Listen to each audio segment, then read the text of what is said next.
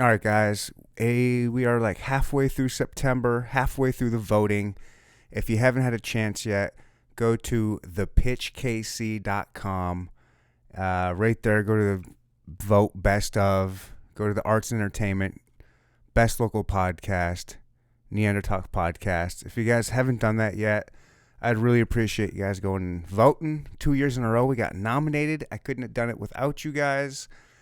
And I also couldn't have done it without guests like today. Good friend of the show, Brandon Patrick.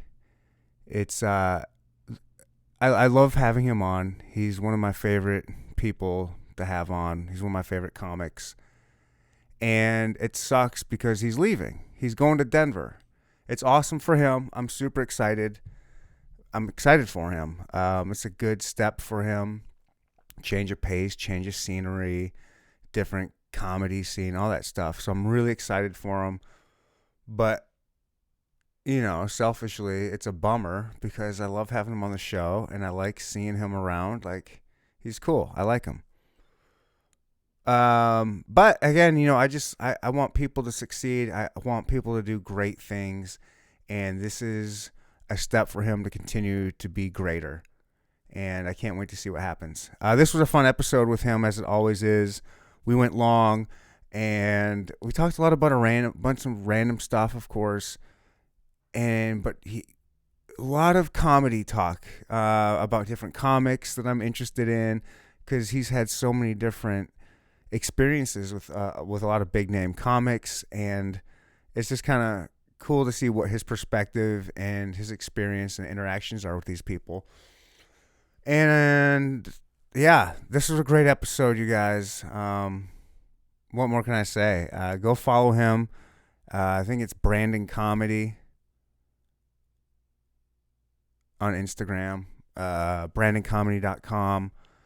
And that's it. Boom, shalock, boom, guys. Episode 112. I couldn't do it. I don't know. I'm going to stop babbling. Blah, blah, blah. Here we go. Welcome to the Inner Talk Podcast. We'll no topic is off limits. Now here's your host, my daddy, and Voida Soul. Thank you for coming to the Inner Talk Podcast. Boom, shalock, boom. That's not the rules of the game. Yeah. Paul Rudd won. Before that, it was Danny Boy from the radio. Really? And it's like, come on, these guys aren't. Did he ever do? He did stand up for a little He bit, did it right? for a little bit. Before he started like his show. No, after. Oh. So like once the radio show got popping, me and this dude Patrick Moore and like a couple other people used to go on his show a lot. I mean, we might as well just start, huh? Yeah. Well, We used to go on this his is all show my podcast. This is just kicking it with you, like all the time, and then he started thinking like, oh, I could do this, and we were like, what he was So he would go in and watch. We would go. You got to get up on that mic though. But yeah, get comfortable to like 96.5 where he was, right? And then he would be like, oh, yeah, I think I'm gonna come out to the mic tonight. Okay. Like, all right, man, cool. And he would say that on the radio, and then fucking 50 people would show up because they're like, we want to see the guy from the radio. And so it looked pretty cool for a while, but then like he started going up drunk and like last and just fucking rambling. We were like, this is terrible, man. Wasn't good at all. No. Is it because he was going up last and drunk? Do you think he stood a chance if he went? I don't think he had it. I don't think he has what it takes. I don't think he's not interesting. Can we say who it is? Danny Boy? Okay. I just wanted, you know what I mean? I didn't know if you wanted to be No, he's a nice guy. Danny Boy. He's a nice guy, but he's not a good comedian. Okay. And it was unfair to put him in the comedian category. Mm-hmm. It was doubly unfair that he won. Oh, he won. Oh, that sucks. Yeah, it's like, dude, it's a population. It's a popularity. Yeah, he's the only guy they knew on the list, Mm-hmm. But it's like, dude. So that makes sense. Paul Rudd, same way. Like, Paul Rudd's never done stand-up. Why is he in the best comedian? Also, he doesn't live here. Like, I don't know. And he didn't live here for. He hasn't lived here forever. Right, I mean, he was in Clueless when he was like probably 18 or something like that. I'm like you were born and raised here, but now you're a Californian. Ever. Yeah. He's not a Kansas City comedian. No. He's not a comedian. He's not a comedian. He's a And comedic actor. Yeah, he's very funny. He's Yeah. great in movies. I love him in movies. Whenever I see him, I'm like, he's gonna elevate whatever scene He's great. in. He's But great. if I was at a comedy club and they're like, Paul Rudd wants to go before you, are you okay? I'd be like, I'll be fine. I'll be fine. Yeah. No fear. No fear. No fear from Paul Rudd. Do you think Danny Boy should have had, since he brought all the people there, should have had like a better spot? We gave him the best spot. I mean, last is where you want to go. If you're Oh, gonna you know be- what? I'm thinking open mic at the Rhino, Yeah. where that's like 3 hours of No, trash. this was before we had so many comedians. So, Okay. we had like 12 to 18, and we were down at the Tank Room. What year would this be? This would be like 2015. Oh, 5 years ago. Yeah. 2015, 16. Yeah, about that time. When was this comedy boom then? Because there's a lot. Would you say there's a lot of there's a lot of people trying to do comedy? So when I in hear the Kansas words City. comedy boom, I think of audience members coming to shows. So I would say that boom would be 2014. I would say we got the most comedians 2018, 19. The Rhino kind of really, as much as I love the Rhino, Okay. the Rhino made it look really easy for dudes to impress their dates, and then they just kept doing it. How do you mean? Like, why is it easy for dudes to impress their dates at the Rhino but not elsewhere? For some reason, the Rhino is a place where people naturally want to bring people. There's other open mics in the city where you just go by yourself, and it's like you just get it done. But the Rhino, it's got good food, it's got good energy, it's got generally a pretty big crowd, so it feels more real than any of these other ones. Okay. And so you're like, oh, we're doing it. We're really doing it. Yeah. And it's like, okay. You bring 20 people your first time and you get huge laughs. That's addicting. Like, you get that in your brain. And you're like, wow, It's a drug. I need that feeling again. And then it's like, you bring maybe 15 people the next time, and you're still, you're slightly better as a comedian because you've done it before. Mm-hmm. So you still get the same level of laughs, and you're like, oh my God, I'm a fucking killer. And then those people stop showing up, and then it's like, Strangers, and you got to perform to the you strangers, start bombing for, and they're hard to make laugh. yeah. Well, because you were talking about, like, you go up and it's like, remember when I went on that date with Jennifer, and everyone's like, fucking Jennifer's a bitch, Right? And then you're talking to strangers, and they're like, Who? nah, dude, you have to give us more context than that. Right? Yeah. Like, what? But this year is the first year as a comedian I saw the list come out, and my name wasn't on it. On the pitch, we're talking about the pitch. That's right, yeah. The KC Awards Best of for the pitch. My name was not on it, I know. and I was like, you know what? That's okay. That's okay, because there's three people on the list I want to win. I would be okay with winning. Janelle Banks is probably my number one. Scarborough's number two. And there's a guy TK's who's number three. Okay. But then the other two people, I'm like, who the fuck? No clue who they are. Dude, I saw this Conor McGregor video where Conor's talking about who's left to fight, and this dude behind him is like, I'm number one pound for pound, blah, blah, blah. And Conor's like, who the fuck is that guy? Dude, I laughed for like an hour. And then I saw this name on the best of Kansas City list. Exact same feeling. It's like nothing against the guy. But who are you? Like, Maybe he's somebody. Maybe he has like a YouTube following or something. Impossible. Did you? So there was how many people? 5 nominated. 5. And there's 3 you say are good, 3 I say. and 1 you don't know, or 2 you don't know. It's one I don't know. I can't remember the other person. Okay. Did you look him up? I shouldn't have to. I know. But So did no, you? Were you no. like, I'm curious to see who the hell he is? No. Okay. I had a conversation with a person who was on the list about it. And I was like, is this person? And they're like, well, they're newer, so it's not as funny as it could be. I was like, okay, that's all I need to know. Mm-hmm. If they were really doing it, I would know who they were. Yeah. There's just no way around it. Like, I would know who you are if you're serious about this and you're in this city. There's just no way around it. And It's a pretty small scene. yeah, it's like I would have to know. Mm-hmm. I'd see your name on a poster, or I don't know. How many good comics do you think there are? I mean, I'm not saying great that can make a great living, but I mean, promising. How about that? How many like promising comics would you say? I'll say 12. 12? Is that 12. good? Is that a good number? We have about 60 comedians. Okay. So about a fifth are good. That's pretty normal for a scene. Okay. That's pretty normal. We have some really funny women, which is cool. That's great. They're not hacky. They're not, blah, blah, blah. I don't know Janelle, but I am having her on the podcast October 4th. I love Janelle. You know what? October 4th. Me and Janelle used to have big beef. Oh, really? We didn't talk to each other for 7 years. Whoa. And then we happened to be going to dinner with the same person. D.L. Hughley. No, Rodney Perry. Okay. But same level of when Rodney Perry invites me to something, I go. Sure. When DL invites me to something, I go. Sure. And so Rodney was at the Improv, and the host got sick, and he was like, "Brandon, come through." I was like, "Done." I was like, "Am I featuring?" He's like, "No, Janelle's featuring." I was like, How come? Just because you wanted it? Well, because you're competitive? We never got along. Okay. And even before that? Yeah, right, before that. Uh-huh.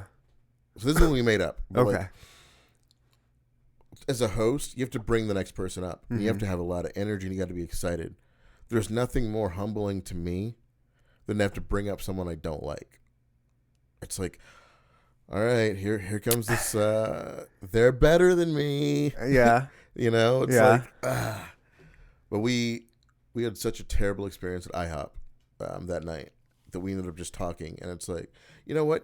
I was never mad at you, and I don't think you were mad at me. I think we were mad at, if we're being honest, the way I reacted to a situation. And we just... The situation that she didn't ask to be put in? This was 8 years ago now. Boy, she's been in the game a long time, huh? She has. She took a little break, but then she's back at it. Okay. But, I mean, I know you've been at it for 12 years? 11 next year. Okay. 11 next month. Okay. Yeah. We're doing this comedy show like 8 years ago, and there was a prize to be won. $500 every week, $500 prize. And I was like, this doesn't make a lot of sense. Like, because the dude that was winning never went up anywhere. Only went up at this spot. For the 500? For the 500. And he always won. How do they determine who the winner is? It's audience participation. Okay. Uh-huh. So I go, and there's like 6 people there. And like 4 of them are comedians. And I'm like, easy 500. Nice. Because I was especially arrogant back then. I was like, easy 500. I was looking at my buddies. I was like, easy 500. This dude goes up. He's doing stolen shit. He's doing just hacky shit. And people are, I go up, crush it. My buddy goes up, crushes it. Janelle goes up, crushes it. At the end of the night, they put you all on stage and they, do the Rocky thing. Who do you think won? And that's not, they don't do that in Rocky. It's very clear who wins in a boxing match. But the host is like, was it da-da-da-da? And it was between me and the dude at the end of like who was the funniest. There were, these 2 audience members are in charge of making noise. And so they're like, was it Brandon? Yeah. Was it this dude? Yeah. And they're like, all right, sounds like it was this dude. I'm like, what the fuck? Okay. It's rigged. I was like, it's a rigged system. Okay. But for what reason? To get more comedians out there to maybe then bring an audience? Because why promise $500? You're asking the hard questions. Sorry, let's go back. As best I can tell, the place was a money front. Okay. And there was never an actual $500. But there was something that guy was in on. That's as best as I could tell. Is that place still around? It sure isn't. Okay. It sure isn't. How come? Because of shit like that. Huh? I don't know. You don't know? You're not allowed to talk about that stuff? I've been persuaded to not. Okay, excellent. You know what I mean? I guess so. I've learned that it would be in my best interest to not. Even though you're moving? Yeah. No, you can still get touched, man. You can still get touched. Okay. If you, if you fuck up. All right. Well, damn. Maybe that's So- like some off the mic kind of Yeah, conversation. yeah. There. No, I'd be more than happy to tell you one-on-one. But like, so Janelle started promoting that mic.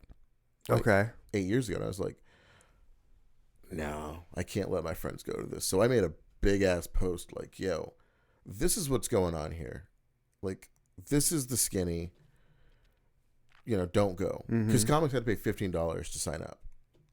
And I was like, you're getting ripped off, blah, blah, blah. This dude's going to win. It's a disrespect. And then Janelle was like upset with me because, that's now her hustle.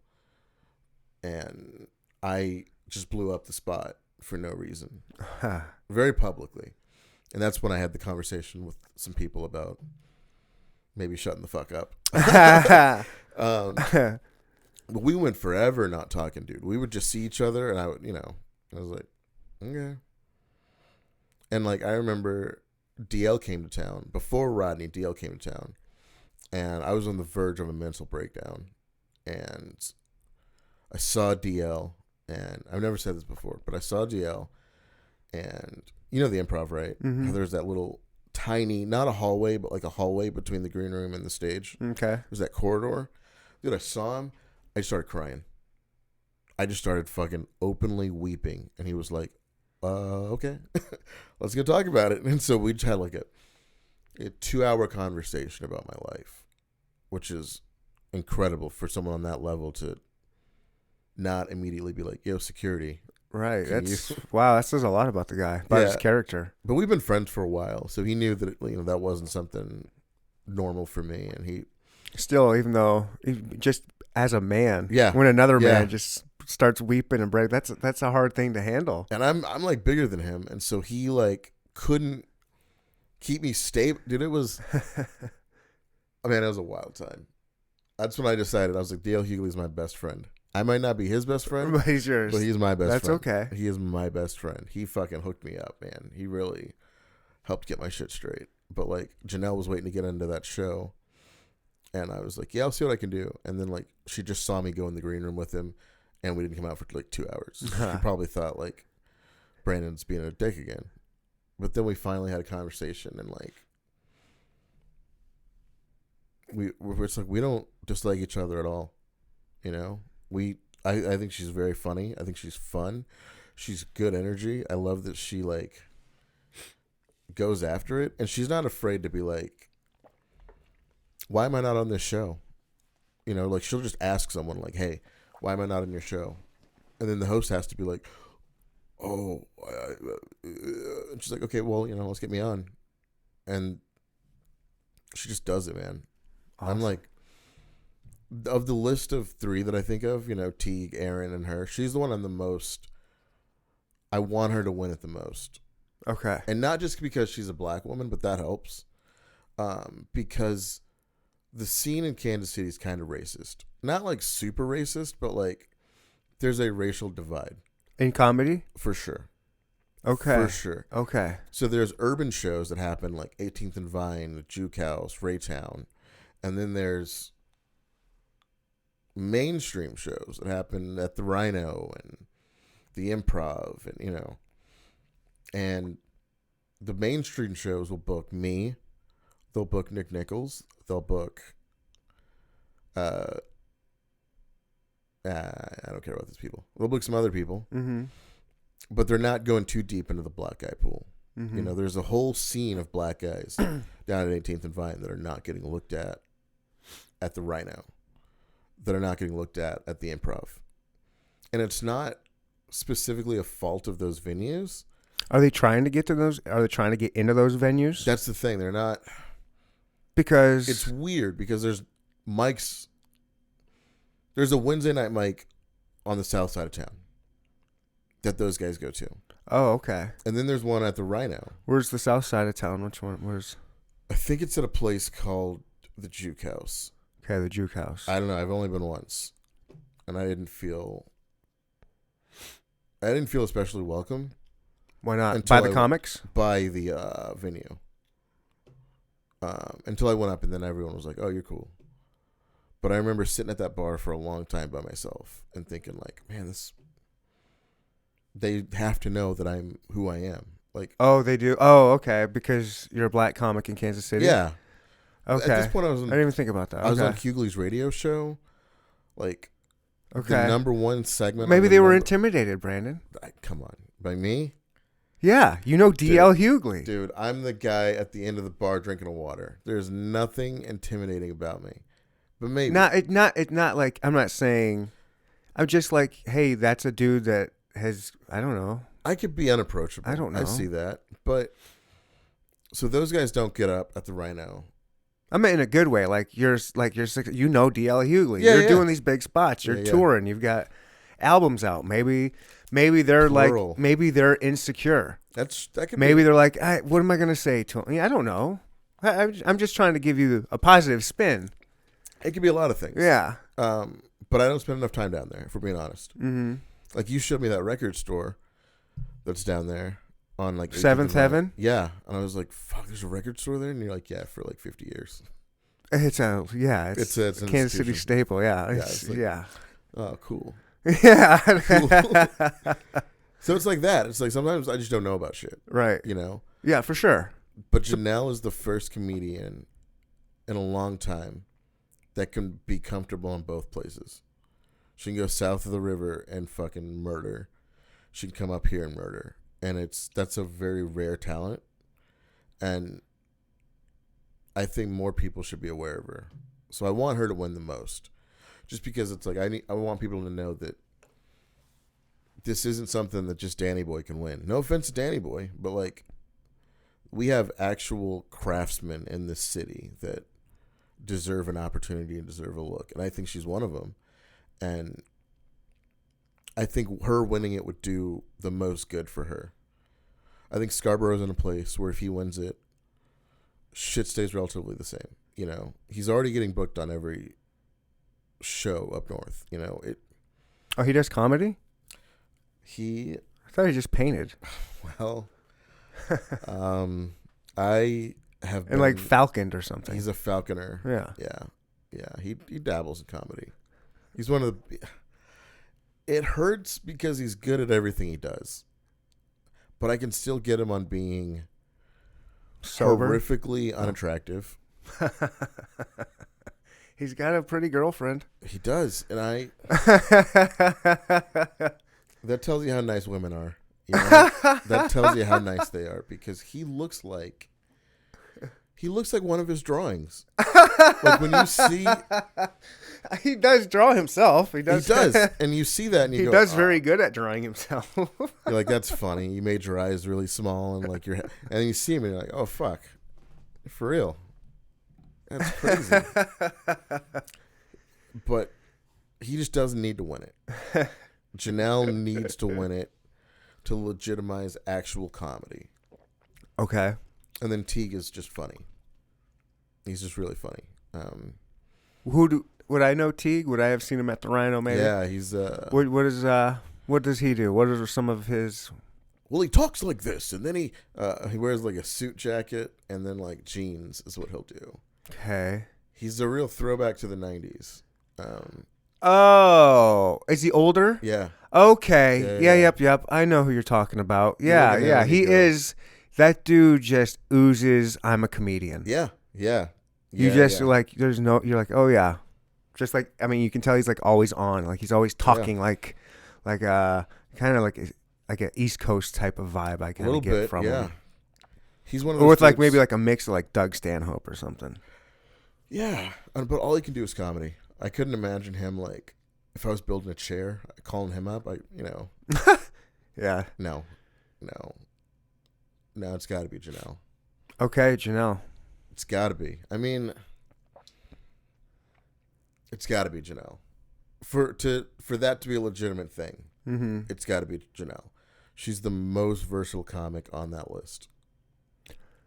Do you think it is harder to go for a north of the river to go south of the river and perform, or a south of the river and go north of the river and perform? North to south is Right. immensely harder, man. Like, So does the you ever do urban shows? Have you ever done one? No, I've only done the Rhino because that's Okay. all I know. I didn't See- even know I could do the Rhino when I just happened to. don't even remember how I found out. Probably Instagram or something. They had like a burger night, and that was open mic night. I was like, oh sweet, $5 burger and a beer and fries. Yeah. And open comedy. Sign me up. So, white people, when you're bombing, will give you the benefit of the doubt for the whole time. Oh, black people are gonna boo your ass off. They will fucking boo you. Yeah. Dude, last year, when I was funny, this wasn't like some long ago tale. Last year, on my birthday weekend, I did 4 shows for Michael Blackson. I got booed off stage 4 times. 4 times. Were you bad? Did you deserve it? They didn't give me a chance, man. They didn't give you a chance? They didn't give me a chance. How come? Dude, you're in your suit. The host you look good. Didn't help. I'll say that. The host was kind of like, I don't know if he's funny or not, but it's his birthday, which is like the worst shit you can say. Yeah, why would he do that? Just to sabotage you? I don't know. Just to fuck with you? I don't know what that was about, but it really hurt. I remember one night, my birthday was actually Friday, so we had a show Thursday. It was 5 shows. I got booed. My bad. It's Thursday, 2 shows Friday, 2 shows Saturday. Okay. So Friday I was like, it's my birthday today. And someone was like, nobody gives a fuck about your birthday. It's true. Oof. I was just about to call you out. I was like, dude, you can't call it a birthday weekend. I know, but like, so at the Improv, I perform on my birthday every single weekend. Every birthday weekend I've had for the past 8 years, I've been at the Improv. Like, purposefully? yeah. Okay. Yeah. I mean, it started off as an accident, but then it was like, let's do this. This is fun. Yeah. How can we make this a thing? Mm-hmm. And that Blackson weekend hit, dude. And it was just like, oof. And when you're hosting,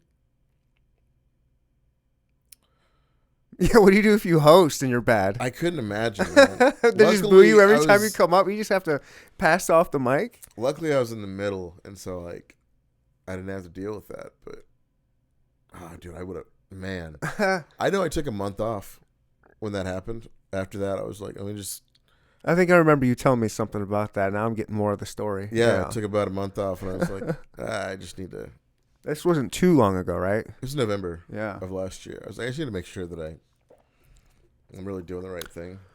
So you would prefer to do north of the river shows? I'd prefer to do well south of the river. Yeah. But I would. But how often do you go south of the river? Like, never. how often are you doing these? Never. I don't do any Why open not? mics. I don't do any open mics. Like, I just don't. Okay, I guess I get that. Well, because my jokes are long, Yeah. And it's like, I don't even have 10 minutes to go. But Like, I don't even have. You can't make a 5-minute joke? I could, but I don't want to. Mm-hmm. You know what I mean? Like, okay. for the gigs that I'm doing on the road. Okay. Huh. So I'll show up sometimes to, like, say hey to Aaron, whatever. Right. Give him some crap, but no, Like on a Wednesday night, what are you doing? When it's, post-COVID season and pre-COVID. Yeah. What are you doing on a Wednesday night? Video games. Yes. In the office, I just don't. I don't like the trap of it, man. Like, you go and it's like, you can't get in and out. You're going to have to be there for like an hour. And it's like, fuck, that's an hour of my life where I'm just. You don't want to hang out? No, not really. Okay. If I want to hang out, I'll hang out. But like, turn this a little bit. Where we at? This way? There you go. Yep. If I want to hang out, like, I'll call you and we'll hang out. Like. But I mean, like the scene, like the comedy scene. You don't want to hang out with other comics? No. How come? It's like it'd be like a Boy Scout hanging out with a Marine all day. And like pretending they do the same thing. Right. So look at those coworkers, and the Marine is just getting fucking madder and mad. Like, come on, man. I got ribbons too. Yeah, like, we don't do the same thing, Yeah. I'm at a very elite level with my shit, and then the fucking Boy Scouts like, yeah, I can skin an animal if it's already dead. It's like, it's not even the same. Okay. So I get annoyed by people who are like, oh, you never show up. You should show up more. And it's like, all right, fine. And then I show up and it's like, oh, you had a Wednesday off. You're not working at blah, blah, blah. I thought you were famous, blah, blah, blah. And it's like, Oh. see, this is... It can be kind of catty, huh? Yeah, it's like, I'd rather do anything else. Like, yeah, okay. All right. I haven't done stand-up in 7 months now. Does that hurt? Yeah. It's got to hurt. Yeah. I've been worried about you. Yeah, it's not been going well. I miss it. I've been thinking, yeah, you're the ones I think about a lot with the COVID, with it shutting down comedy, because I feel like you're somebody that really needs that. Yeah, well, it was my job, Well, I mean, yeah, for that, but I mean also for like just mental health and just something to do, like your passion, like that's what you do. I love the routine of like picking out the suits for the weekend, and am I bringing the Xbox or am I going to try to explore Cedar Rapids? What am I going to do? Am I going to bring the laptop or am I going to try to get some work done? It's like this shit's fun.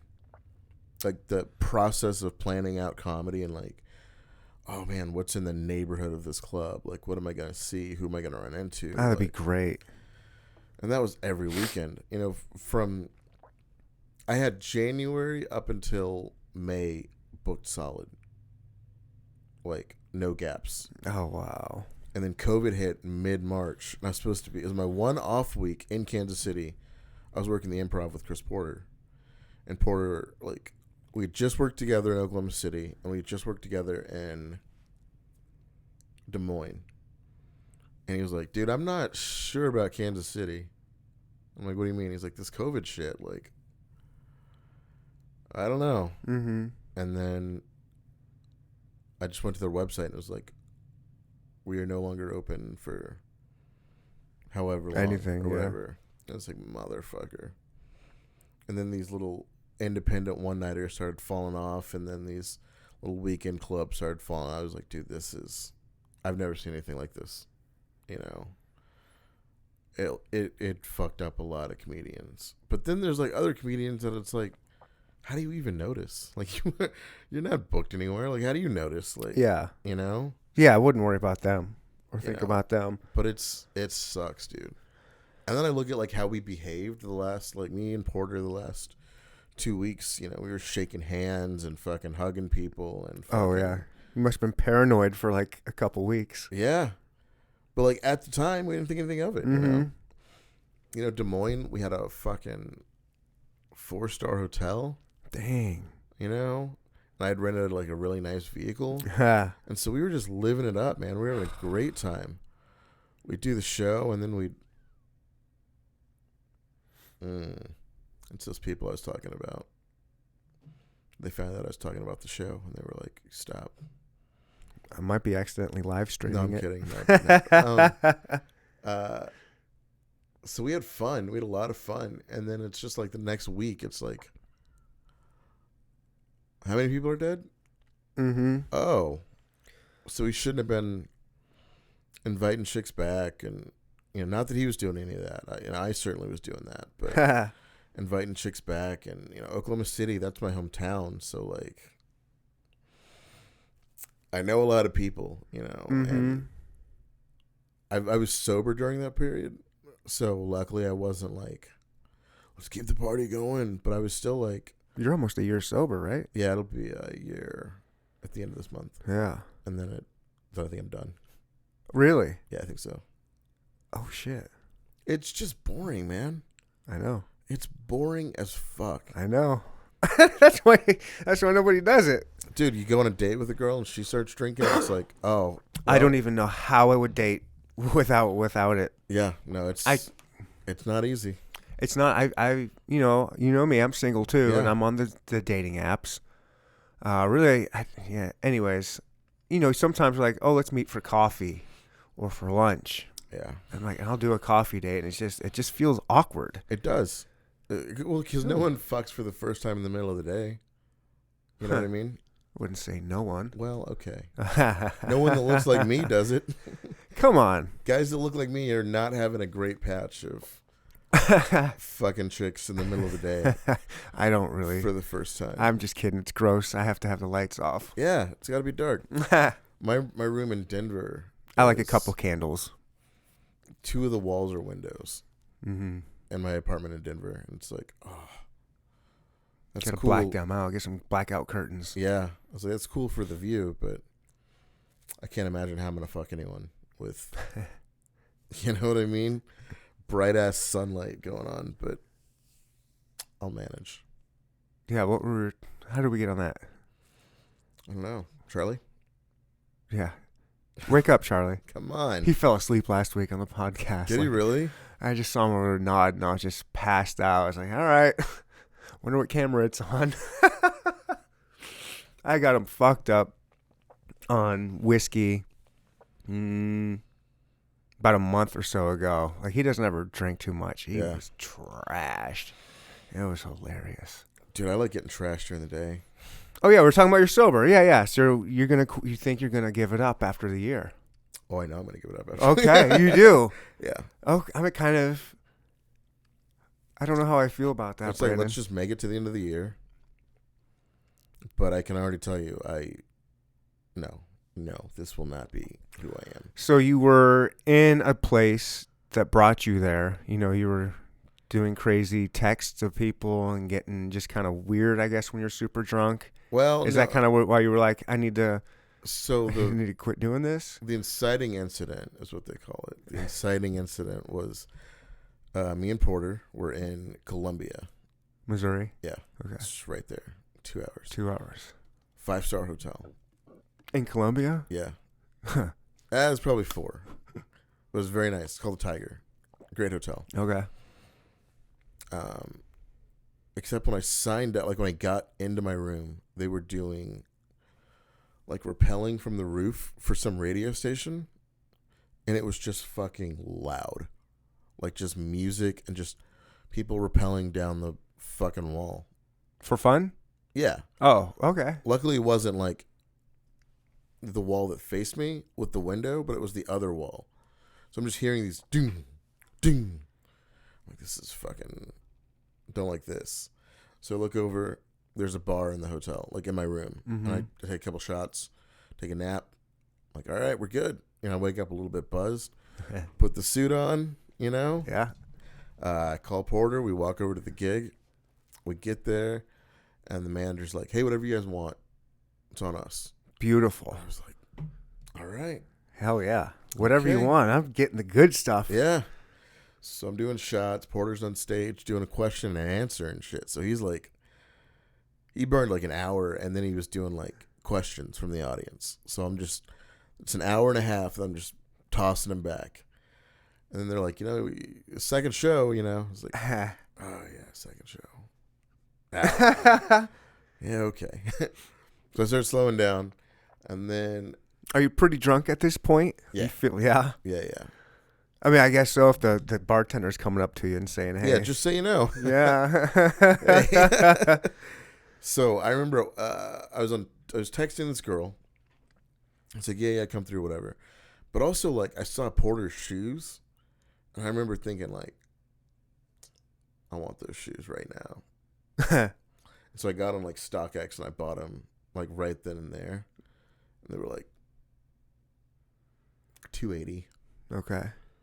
It was, like, kind of a steep hit to take for no reason. I just saw shoes. Just a drunk buy. Yeah, I was like... Impulsive drunk buy. Yeah. We'll $300 shoes. Throw them on there. And then the show ends. We're drinking more. Well, how'd the show go with you drunk? It didn't go as good as the first one. It didn't, I was hoping to hear a story like, I was so drunk up there. All right, okay, so afterwards. I can generally autopilot it pretty well. Okay. Get where we're going. Nice, professional. Yeah. You have to be able to do that, I think. So we went to Jimmy John's, and I remember getting like this big ass sandwich, and then I got another sandwich for the room. I was like, just so if I wake up, I have another sandwich. And then we went to this cookie place, and I got like 12.5 cookies. And Porter's like, you're having a good night, huh? Like, yeah, man. And we ended up getting high and just going back to the room. And I remember I walked into the lobby, and they're like, Mr. Patrick, your guest, Your guest is waiting for you in the suite. I was like, Guest? Mr. Patrick. I was like, okay. There's a picture on my phone I'll show you of me in the elevator that I took of myself, just like, what? Like I was just gone. I get to my room. The TV is on. And I did not turn the TV on before I left. And it smells like lavender. Oh. And I'm like, yo, what the fuck? This is like an older building. I'm like, oh, I'm in the wrong room. My bad. So I back out. Check the room again. Now's the right room. Okay. All right, we'll see what happens. Maybe the turn down service here is something different, where they don't just make your bed. Maybe they make your bed and run some essential oils and give you some ambient noise. I don't know what. It's a nice room. So you go in and you make the corner, and there's the bed, and there's this chick in the bed. Dang. And she's wearing the bathrobe that's hanging up. When you go to a nice hotel, there's a bathrobe hanging up, and it's like, if you put this on, you might as well keep it because we're charging you $100. She had that bathrobe on. She was watching TV. And I just remember this is like a movie. I was like, who the fuck are you? And she's like, I'm so-and-so. I was like, no, who the fuck are you? And she was like, you invited me here. I was like, when? And she's like, look at your Tinder. And I went on Tinder and I was like, last thing I said to this girl, come through. Here's the address. She didn't send an okay. She didn't send an I'll be there. I got no kind of confirmation. She just did it. She just fucking went for it, bro. Whoa. Told the lady at the front desk she was my wife.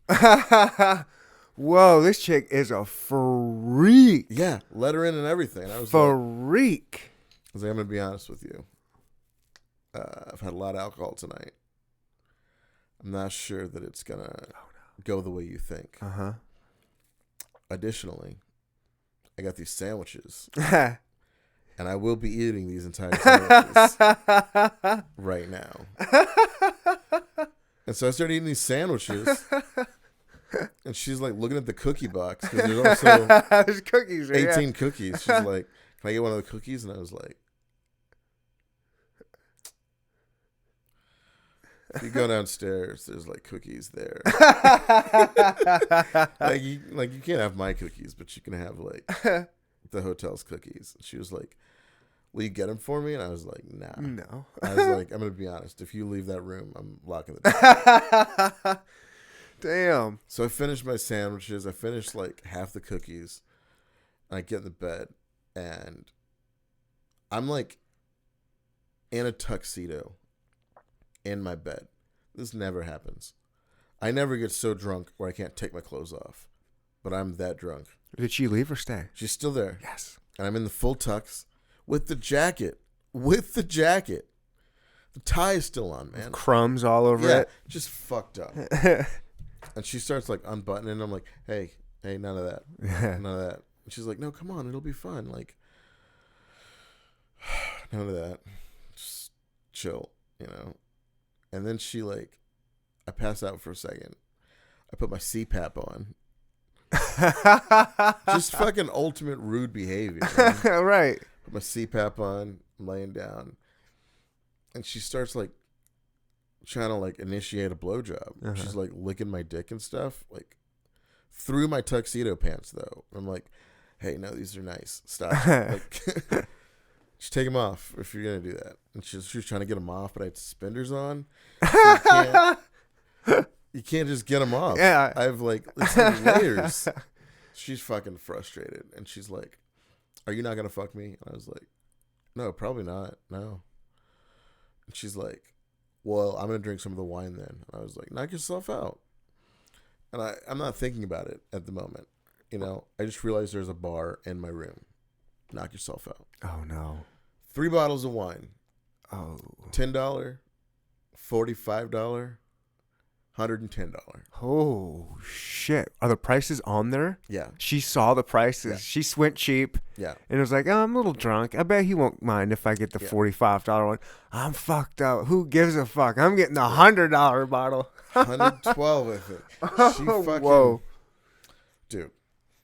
And they're on like a sensor so that the front desk knows to bill you accordingly. You don't get one glass of this wine. You get the whole bottle. There's no... you can put it back, but you're still getting charged for the whole bottle. So she takes that out. She starts drinking out of it. I'm like, yeah, I'll take some wine too. And she gives me the $45 bottle. And so I'm like, whatever. And she's like, all right, now can I suck your dick? And I was like, oh, definitely not. Like, just wouldn't even... Like, I further can't south. even move. Like, if I move, I'm going to throw up. Like, no, you should just go. And she was like, really? I was like, really? You should just go. And she was like, fuck you, Brandon. And I was like, I understand. And she, like, opened the bottle of wine, a little fucking $15 one, poured it out in the sink. Oh, what a bitch. She pours out the 115, 112, whatever.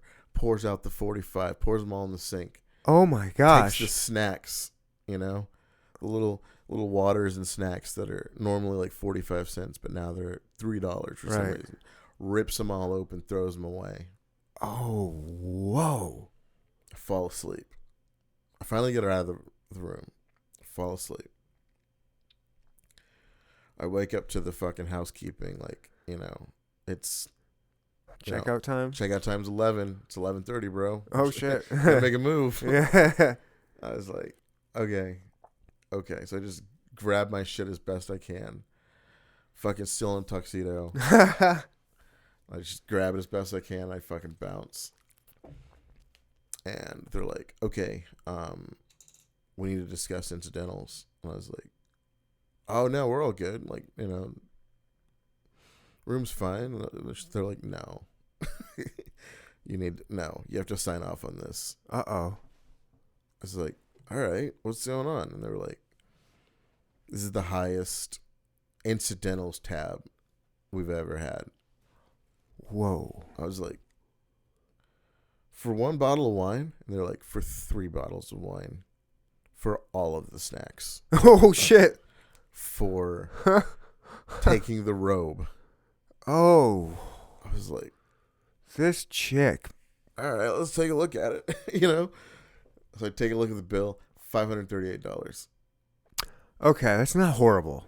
It is when you only made $500. No. Look, I'm just, in my head, I was like, how much could this possibly be? Yeah. All right. Yeah, that's a $500 mistake. Yeah.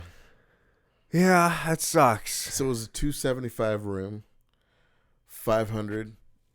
The shoes. Yeah. Dude. I spent a little over $1,000. A little over $1,000 and made $500. And I just remember thinking like. So you lost $500? Yeah. Okay. Not only that, I get home, I'm unpacking everything. It was a mess because I packed like in a hurry.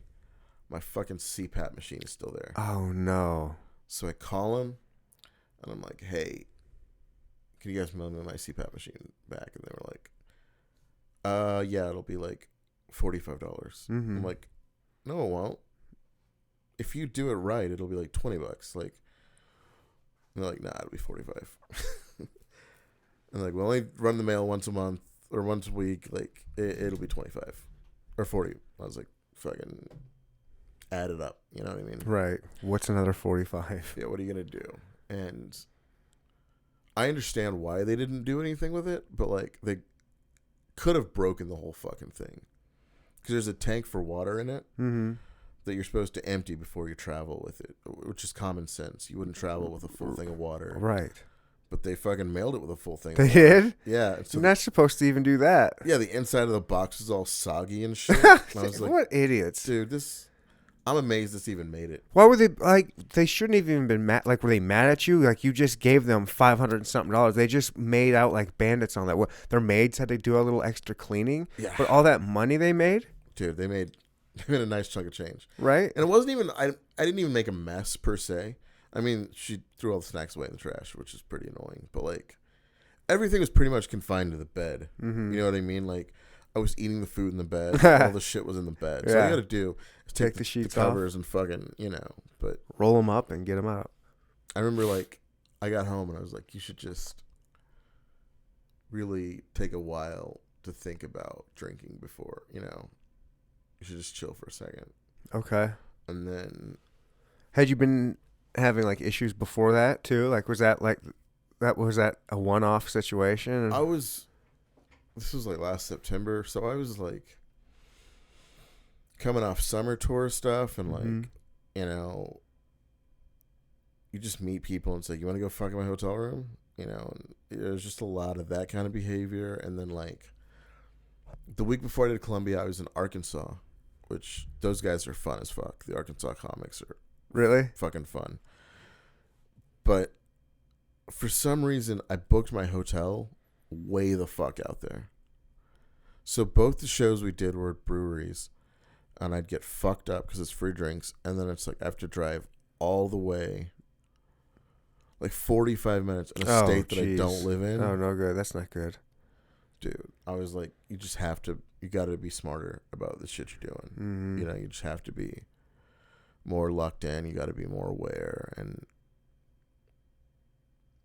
so now I've just gotten to the point to where, before COVID, I was just planning everything out super far in advance. Like, I would book my hotel 2 months out, like, the reason I got to live in April was because I canceled all my hotels for May and June, and I just got, like, a bunch of money coming back in my account because it's like I'd already booked those dates and I'd already paid for those hotels, so I just got a bunch of money back. But yeah, it's really like there's just a lot of mistakes were getting made, Right. And it's like I was getting bigger gigs, now I'm featuring for Porter, now I'm whatever, and it's like, well, I don't want to make him look bad because I love that guy to death.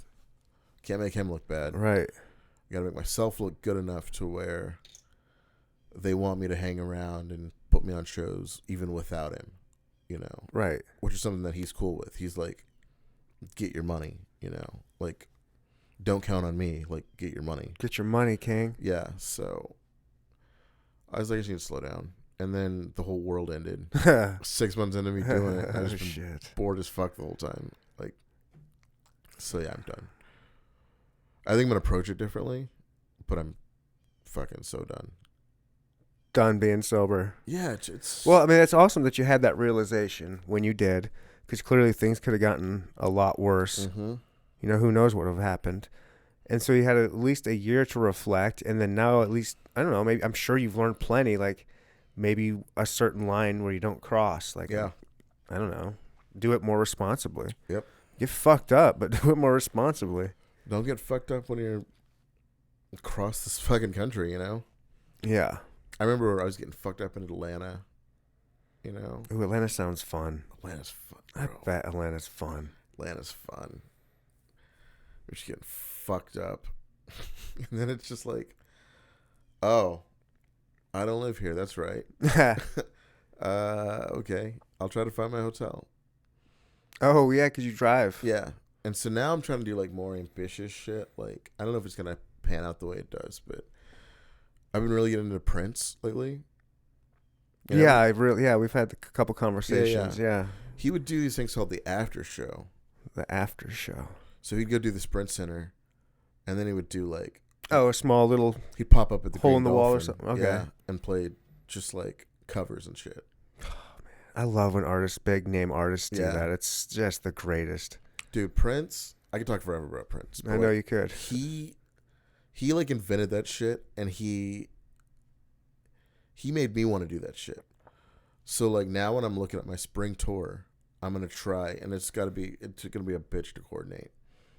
But it's like, I want to do your comedy club, and then I want to hang out with my musician friends at this jazz club, as the after show. And it's hard to convince a comedy club, like, this won't fuck you, because the same people aren't going to see both things. And even if they do, they're not getting the same experience, Mm-hmm. But I'd really like to do more music. And so, like, I think I want to incorporate after shows. Doing music? Yeah. Okay. I just started something with the podcast I'm starting something called Neanderthal Showcase, where I'm going to have artists come and perform songs. And it's going to be like separate from this channel. It'll just be pure. Its own thing. Yeah, and I just had, actually before you came in here, I had a guy performing. So I'm going to try something like that. Yeah. It just seems fun. Mm-hmm. But, like, I just know, like, can't do that drunk, man. Yeah. You know, the logistics of being at two different places and doing two different skills. You can't do it. So I'm sure I'll be careful. Because at the end of the day, I'm more about my money than I am about fun. So I know that I won't fuck myself in that way again. To where I'm just like... A lesson learned. $1,000 lesson. $1,000 in the hole? That's not in the hole. That was what do they call that? What money? Return of investment on that was over $1,000. And then, like, that could have gone so left because she was belligerent by the time she left. Like, oh, dude, you're lucky. That's all that happened. Yeah, you know, you're lucky you didn't have sex with her. Yeah, I could have fucked her, or she could have beat me up. You know, that kind of domestic incident. Like, dude. Oh, there could have been. You could have tried to have sex with her. And then maybe it didn't work. Yeah. You're trying, and then all of a sudden just goes limp in the middle, and she gets crazy, and then who knows? Who knows what kind of allegations she could throw out there? Dude. Some Brian Callen type allegations. Well, he did it, but... I mean, maybe he did it. I don't know. But... I don't think he did it. I think he... I know he's an aggressive, like... I don't know. You've actually spent time with him. Yeah, I mean, I've hung out with him. I've always liked him. Listen, I can't... Knowing what I know, I can't go to his defense. Okay. The way that I would like to. Or he would like me to. Or whatever, you know. But I'm just glad I'm not in that same boat. You know what I mean? Like, yeah. Poof. But yeah, I think I just want to do more music. I've been listening to more music. And I've been like... I don't know. I think it'd be fun. I've got a keyboard in my room. Like a fucking giant, hefty, like... takes two people to move it kind of deal. Mm-hmm. Like, I got all my saxophones, I got those trumpets and clarinets, and you want to do music, huh? I think it'd just be fun to do on the side for fun, or you want to try and monetize it? I don't want to make any money. Okay. I don't want to make any money. I want to just, like, if anything, I want to be like this weird famous comedian that, like... Okay, like what's that guy? Like Craig Robinson does a little bit. Yeah, Craig Robinson. I was thinking Steve Martin. Yeah. But just pop in, you know, because I know musicians in every city, and it would benefit them so much to have, like, I brought the 20 people from the show, and now we're just gonna play blues covers for an hour and a half. That'd be awesome. I would love that. Yeah, I would love that. That would be my type of jam right there. I would totally be down for something like that. But it's got to be two different venues.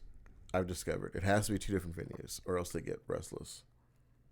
Okay, so you bring these people to the other venue? Okay. I remember when I did Cedar Rapids with Jeff Dye. So you just do so you say you do the Improv in Denver or wherever, I don't know, wherever, in City X, you go to do their improv, just you or whoever, and then when you're done, just say, hey guys, do you say, hey, if anybody wants, I'll be at the Blue Note on 5th Street doing jazz, like you can't probably really... It's hard to figure out how to get that part of it done. Yeah, you can't really promote the club at that club going to another club. Right. The club's probably not going to be like, hey, that's cool. Yeah, that's not cool. But then at the same time, it's like... I guess you promote it on your social media. I would be done with the show at the club. So, like, there's no more money for them to make. Yeah, but they're not going to have you back. I mean, I'd have to prove that it doesn't affect the numbers. You know what I mean? Yeah. Because, I mean... But what if it does? I mean, you know... I guess... You know, that just gives those... I'm a stronger comedian than I will ever be a musician, so there's not... Well, I guess what I'm saying from, like, maybe the business standpoint is you just told these people who it's... I'm already trying to get their patronage as it is. Yeah. All of a sudden, you just told them about a whole other club they never knew about. Yeah. And maybe they didn't know they liked live music like that. Now, maybe on a Friday night, they're going to go check out their place instead of, like, improv. That's possible. So I mean, I'm just saying from their perspective, that might be why they'd be like, Yeah. don't be doing that. But maybe on your social media, I'd be like, hey, afterwards, Yeah. I'm going to the Blue Note. Or I think the way that it would end up going is like, I would have a friend do a gig, like jazz-wise, somewhere else. And so it's like, where are you working tonight? Okay. That's where we're going to pop out. And you just don't announce it, except for, like you said, on social media, like, oh, headed to blah, blah, blah. And then you do, like, your gig there. Yeah. But, man, Prince, dude, that's a guy who did not do it for money. That's a guy who fucking loved music. Oh, really? I thought he did it for pussy. Dude, I don't know, man. I think he got plenty Come of on, that pussy. tiny little guy. Yeah. I mean, that's where it had to begin. Like, how else is that dude gonna get laid? Dude, he's 5'1". Yeah, it's 5'1", 85 pounds. not a know? big market of chicks like, oh, man, fuck that guy. Yeah. You know, but that guy made so much fucking music. Oh yeah, he's incredible. Like, He had a very big impression on me when I was at a very impressionable age, like 6th grade, when puberty's just hitting. I'm just now watching MTV, and I'm seeing Prince and his chicks on there. I was like, it made me want to play guitar. I mean, I didn't do it, but his fucking guitar skills are legendary. His fucking keyboard skills are legendary. Oh, really? Yeah, his last tour was piano and a microphone. Oh, cool. So it was just him and a piano singing, and like no guitar, no nothing, no band. And it was like, wow, this is something else. And he was doing arenas. Yeah, it sucks, man. One of the great talents that we've lost recently. Dude, I feel the same way. Mm-hmm. Because now, like, his family's in charge of, like, what comes out. And it's like, he wouldn't put that shit out. Like, it's just a money grab. they're just putting shit out there. And it's like, I don't know. They are releasing my favorite album of his, Sign of the Times. They're, like, redoing it. Mm-hmm. Like, that's cool. But, like, would he be into that? Probably not. You know, considering he never did any version of that in his life. Yeah. Yeah, what do you do? You know, it sucks. And I spent so much money on Prince records. Right? Since he died. Yeah. I probably spent $1,000 on Prince records since he died. And it's like, he didn't get any of that money. His family does. Yeah, someone does. But then, like, if you listen to him talk about shit. It's a conspiracy theorist. Yeah, man, He believes in he's Jehovah. Chemtrails. Yeah. He's the kind of dude, like, I would not want to read his tweets nowadays. Like, if he was, you know what I mean? The shit he has to say on vaccines, I'm pretty sure I would be like, come on, man, just play music. I love your tweets, man. I am not a Twitter dude. I do not do Twitter at sucks. all. I don't do it. It sucks. If you look, I probably have like 40 followers on there. Yeah. I only go on Twitter for your tweets. Oh, that's fucking funny. Thank you. Yeah. Like, I am not bullshitting you. I only go. I'm like, oh, what's Brandon saying on Twitter today? Yeah. I always try to, like, stir the pot with something just ridiculous. Like, the other day I was like, I'm a pot stirrer on Facebook. yeah. I was like, who's the best rapper besides Eminem? And people were like, Oh, yeah. Eminem is not the best.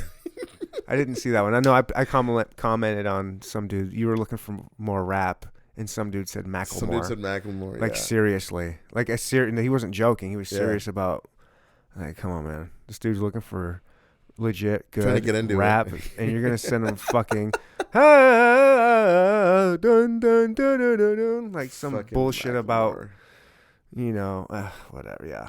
I can't believe TikTok, man. I've been doing these clarinet videos. I don't do TikTok. I don't have TikTok. Are you on there? Are you doing a lot of TikTok stuff? I got convinced to get on TikTok. You would look. I bet you do good on that. With You're wrong. I got Maybe you haven't figured it out yet. Followers. Have you gone viral? No. You haven't. Dude, How'd you get 5 followers? Didn't go viral. Just 5 people that I knew about How? that were like saying get on TikTok. I was like, I'm there, and they were like, okay, we'll follow you. But there's like girls in Kansas City that have like 25,000 followers, 30,000 followers, 100,000 followers, and it's like,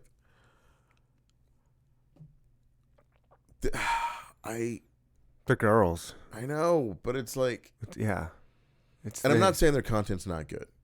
I'm not saying that. I'm just saying I know how much work I put into my shit. Yeah, that is the age old, like, I don't know, whatever. Really? Maybe it's just not for me. You Yeah. know, like I'm more okay with it just not being for me. Well, I think it's a dance thing, right? Like dance kids and their families doing dances and challenges. And it's just a lot of weird that stuff, shit, right? You know? And I'm over here lying about clarinet lessons. Like, I get it. I like your videos that you put on Facebook. Are those TikTok videos? Is that what I'm watching? They always get repurposed for TikTok. Okay. But they start off as, like, Okay. Instagram. Is that what you're doing? Like how are you satisfying your creative thirst right now since you're not be able to? It's a lot of videos. Yeah. I make videos that, like, I can never show anyone. How come? Like, oh, man. They're just so bad or, like, They're dark? funny to me, but they're so dark. Yeah. So, okay, this is the darkest one I ever made. And I immediately, like, I edited it, and I sent it to my friend, and I was like, actually, no. And I actually hit the unsend button on Instagram and, like, that works. took it back, and then I deleted it from my phone. It was, have you seen my small dog? I have a small dog named Toby. Toby, Yeah. So it was me and Toby, and I was talking about his background. Like, you know, he grew up the smallest of his litter, and, you know, he's just a great dog. And if you don't Venmo me $20, I'm going to put 2 fucking slugs in the back of his head. And, like, it, like, flashes to, like, a makeshift grave in my backyard. And I'm like, that's where I'm going to put him. $20. You have 2 hours. That's it? That was it. Dude, But it was fun. It was done No. funnily. That's dark and funny. The only reason I'm like, that's it. Last year when I got nominated for the pitch, I had a similar idea for a video of, you know, splicing it together of me getting some kittens and putting them in a bag, and then next going, you guys, you should really vote for me or else, and there'd be over a bridge, or these kittens are getting dropped into the river. Yeah, I don't think that's too dark. I think, and then I was gonna, oops, and then cut to a bag falling. All it takes is one person to watch it out of context and be like, this guy hates dogs. Yeah. And then they get their friends behind it, and then it's just. So you got ASPCA after you. Yeah. You'd be all right. I was like, I don't want to have any conversations with people. Okay. See, And Toby's so cute that people would really respond to that if I was going to kill him. I have another dog, Max. Well, then they would Venmo you $20. That's what I'm thinking. Dude, making this not video. I think it's great. CD, a physical only, has been a fucking nightmare. I could have told you that, but I knew it was your own little thing that you wanted to do. I just wanted to get, like... You want to do something different, a little hipster, a little old school, a little just something different, right? Yeah. I think generate some buzz. Hey, some limitability. You can't just get this anywhere. Yeah. You have to get this. If you want to hear my special, you have to buy the CD. It's to pay money, and you have to have a CD player. And nobody has a CD player anymore. Yeah. I think I'm going to put out the final track as a single. I think I'm going to do that probably in the next week or so, and just drop it on Spotify. See what happens. Apple Music, and just be like, I know I lied. Here it is. What are you going to do? It's free. Take it. Yeah. I want to get it out there. Yeah. Doesn't every creative person want to get their art out there? Limiting it to 100 was like, I don't know. Not a great idea. No. That's 2 specials in a row you've had not great ideas about. Well, the first one... the first one, you're like, I'll never do 30 people ever again. That was trying to get a direct number.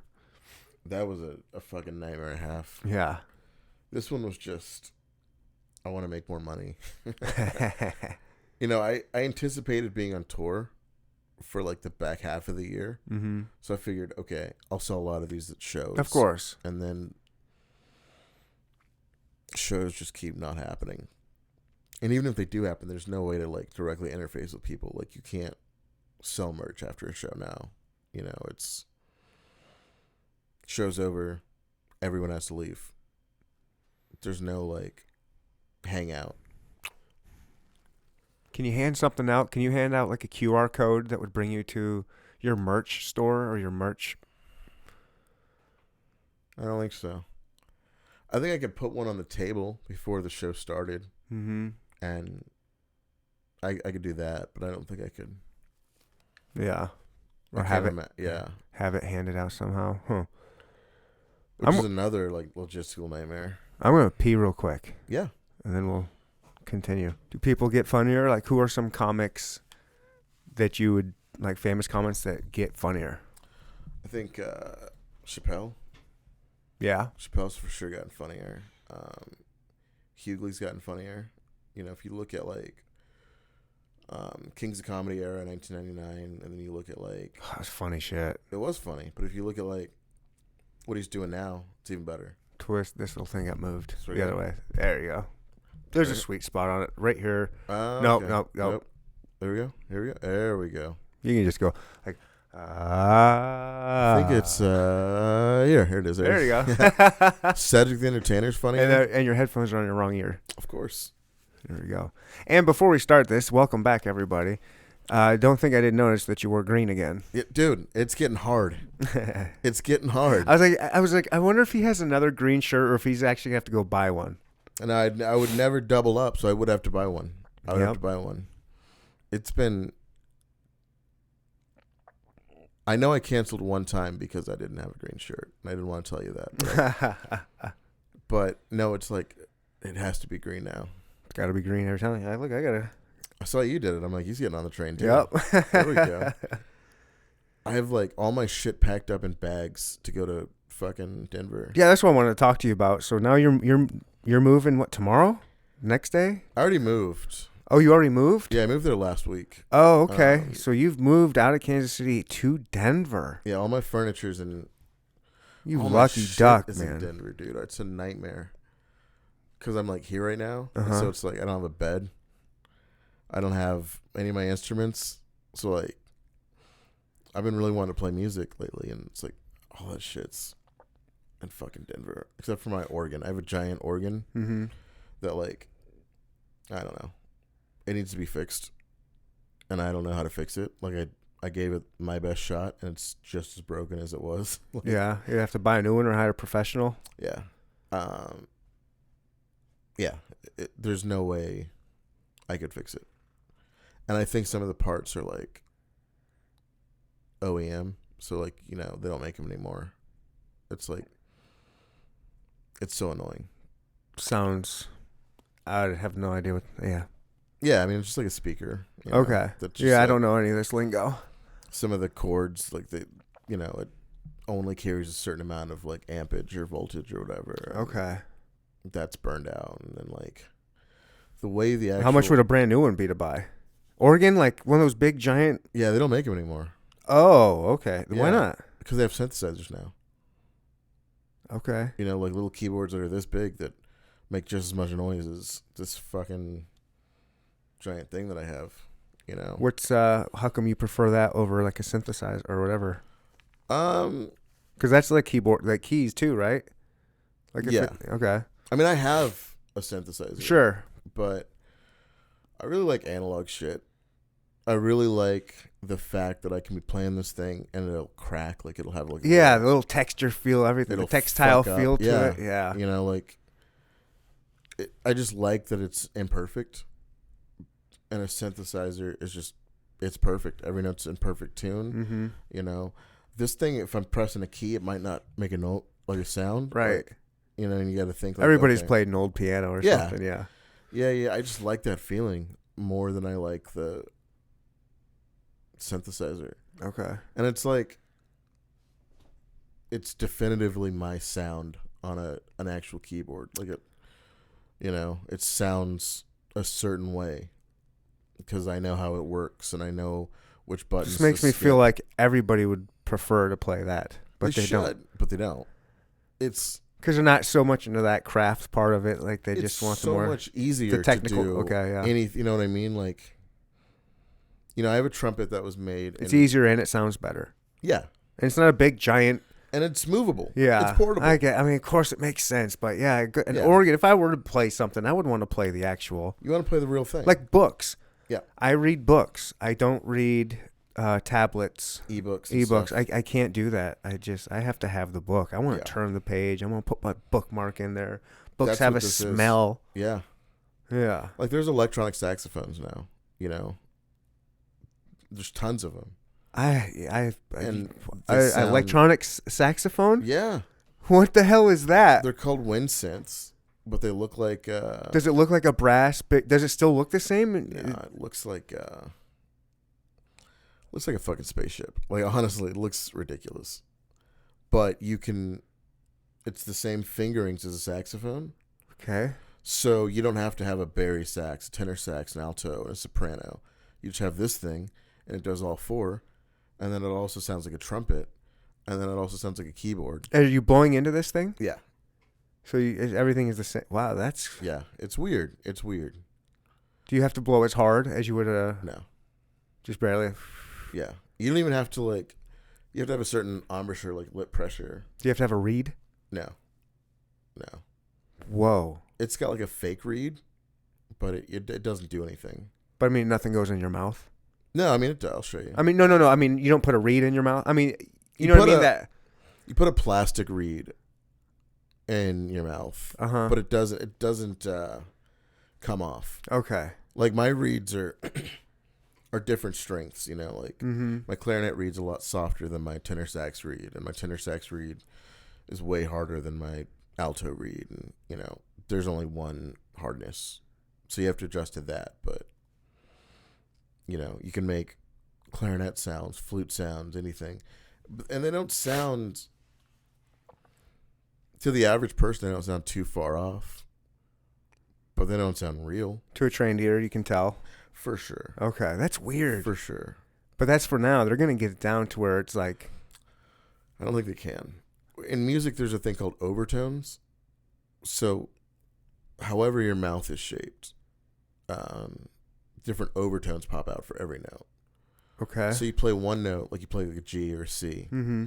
And then, you know, let's just say you play a C. The overtones for a C are C, C, an octave above that, G, B flat, C, and then it just keeps going. There's multiple notes you hear when one note is sounded. You hear the primary note, of course, but then you also get coloration from these higher notes. Okay. Electronic instruments can't reproduce that because it's just a wave they're making, and there's not really a way to do that organically, to have overtones actually pop out. So those instruments will probably never really disappear, right, from like the professional level. That's why professional people always have like a fucking saxophone from the 50s, or, you know. Oh, they do? Yeah, like they're Why? made better back They then. were made better back then. Yeah. Why weren't they? How come they can't make a really great just brass instrument now? What is the difference between? Lower quality brass. Okay. You know, they're cranking out way more instruments now.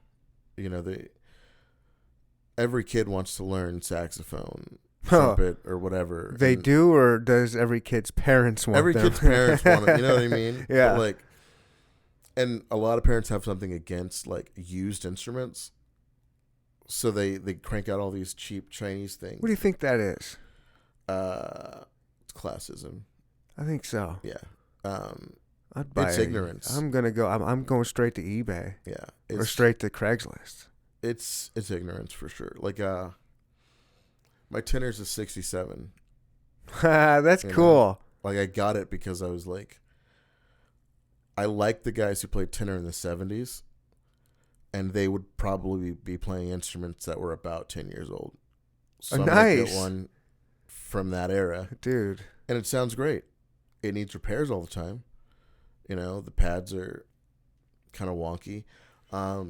There's these pinky keys that they're farther away than they are on a modern saxophone. On a modern saxophone, they're closer. So I got to like do this shit to play these notes, and it kind of hurts, but it's like, that's just what it was, man. Man, you're super into this stuff. I got a trumpet from like 62, and then I have one that I had made for me in 2006. Oh, wow. And so even the difference in those two, you know, the one from the 60s was handmade, and it's all metal. It's all like high quality brass. it would cost $3,000 to make that same trumpet today out of the same materials. You know, Whoa. hand make it, and I think I paid like $200 for it. You know, just works out. Nice. Yeah. Nice investment. And it's cool to say, you can say that you have an instrument from back then. Yeah, this is like Or your civil own rights. Yeah. You know, like I have. It's a very Fucking old instrument. Pretty cool. All right, so what made you want to go to Denver? I talked to my therapist, Okay. and she was like, "What does happiness look like for you?" Uh-huh. And I was like, "I'd like to wake up in a place like Denver where the neighborhoods are sort of isolated from like the city, but you're never too far from the city." So it's like Well, that's kind of Kansas City's like that, isn't it? it's kind of a suburban feel a little bit, Uh-huh.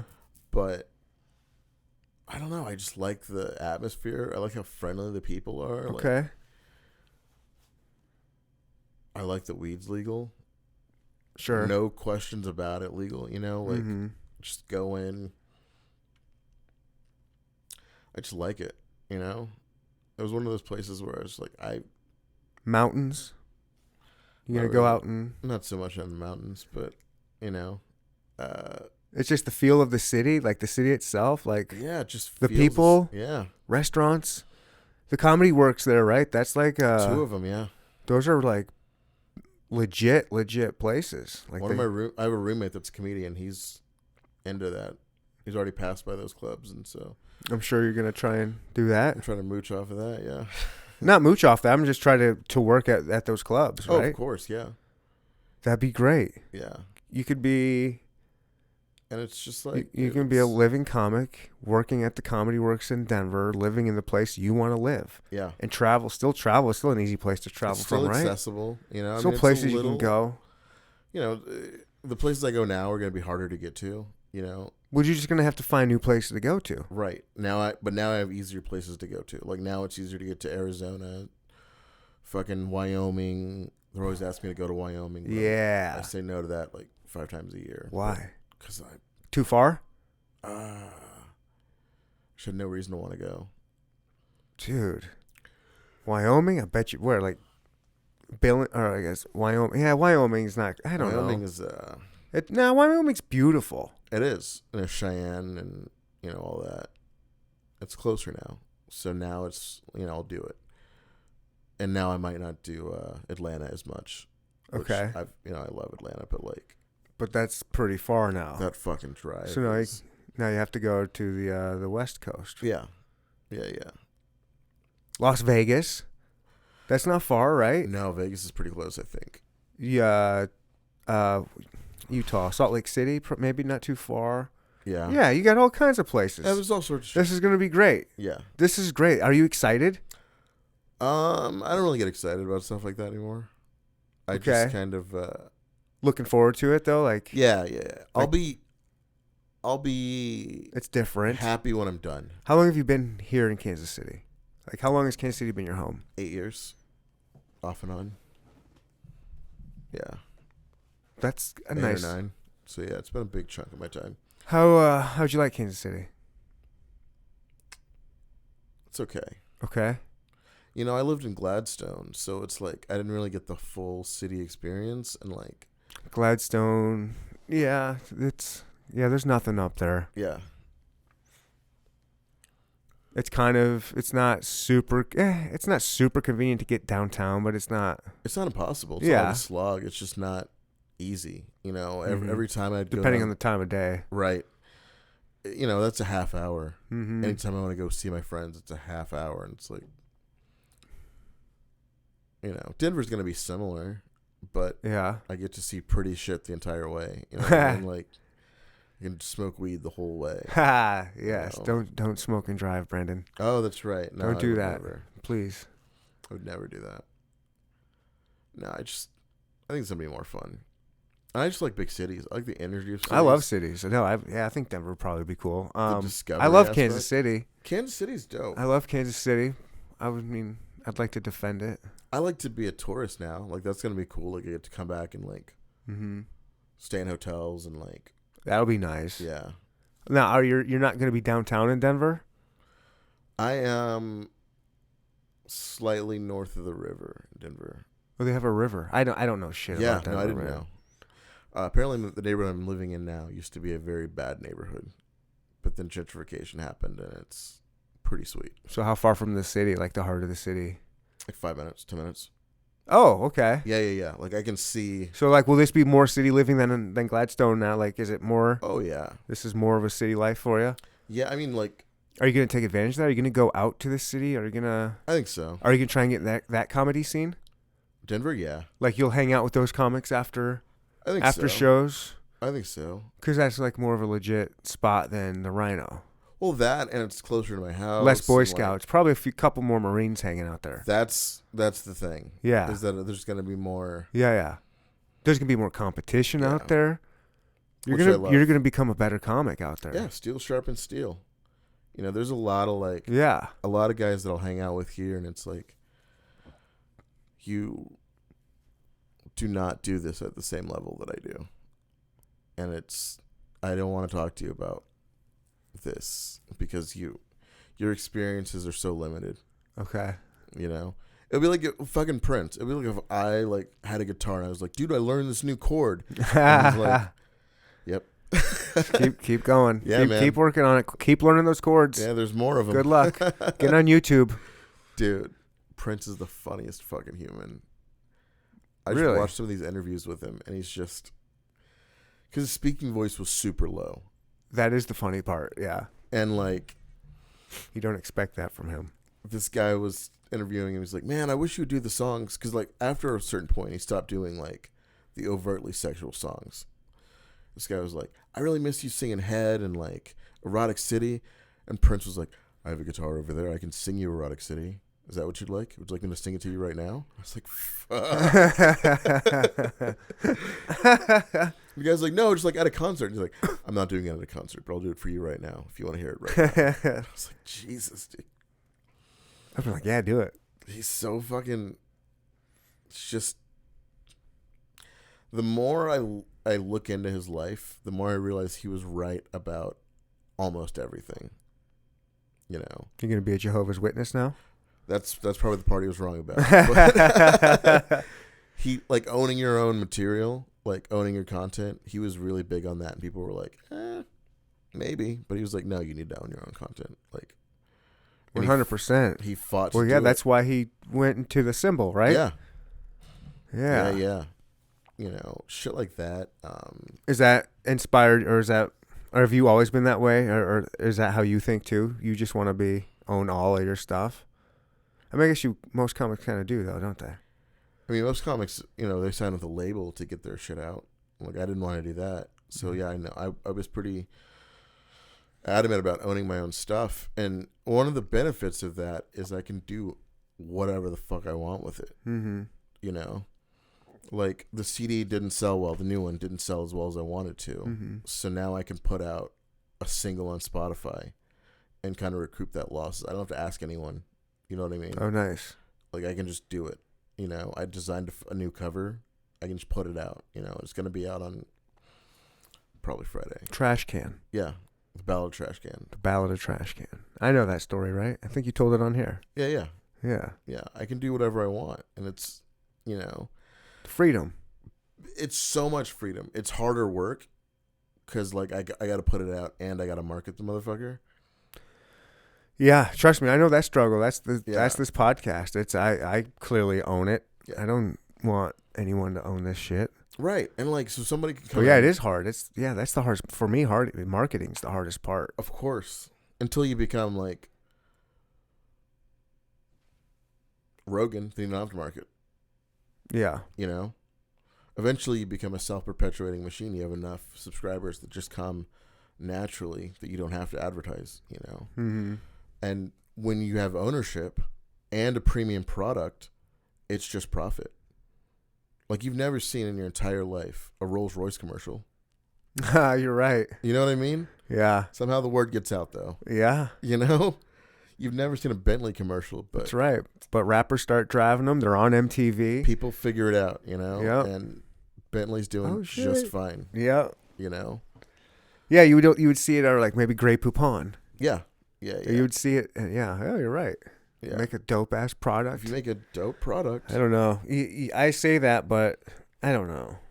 I feel like this is a dope ass podcast, but I mean, it's a saturated market, man. Everyone's got a fucking podcast. It's just hard to get out there. It'd be nice to. I probably talk myself out of making a podcast every month. Yeah. Like I'm like, dude, I should. No. It's a lot of work, man. No. It is and it isn't. It's a lot of. I mean, you've kept up with it. No gaps, No, not real gaps. Just, a week here or there. Yeah. But yeah, I've been. It's surprised me, to be honest, because I'm not a super disciplined guy. I don't know. I don't know.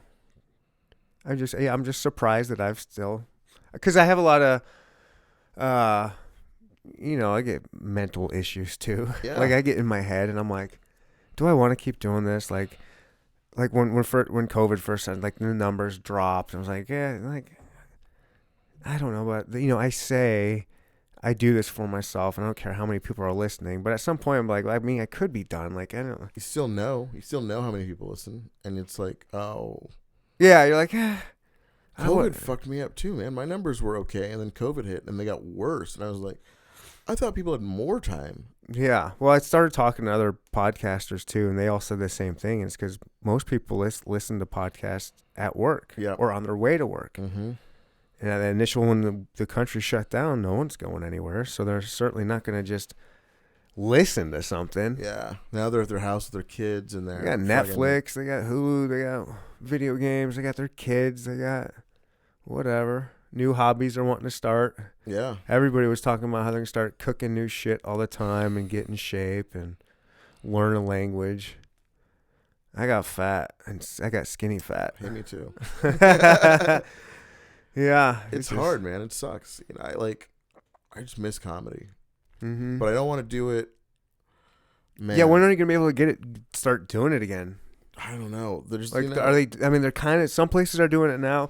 Like, have you thought about doing who Bert Kreischer is? Yeah. He's doing this. He really? Yeah. I think he's the best, right? He's okay. Oh shit! Really? He's all right. Yeah. Tell me about it, because I've known. Yeah, I know he's like. Yeah. So okay. Here's where I fucked up. But he's doing these drive-ins, shows at drive-ins. But okay, yeah, tell me about Bert. I'd love to hear this.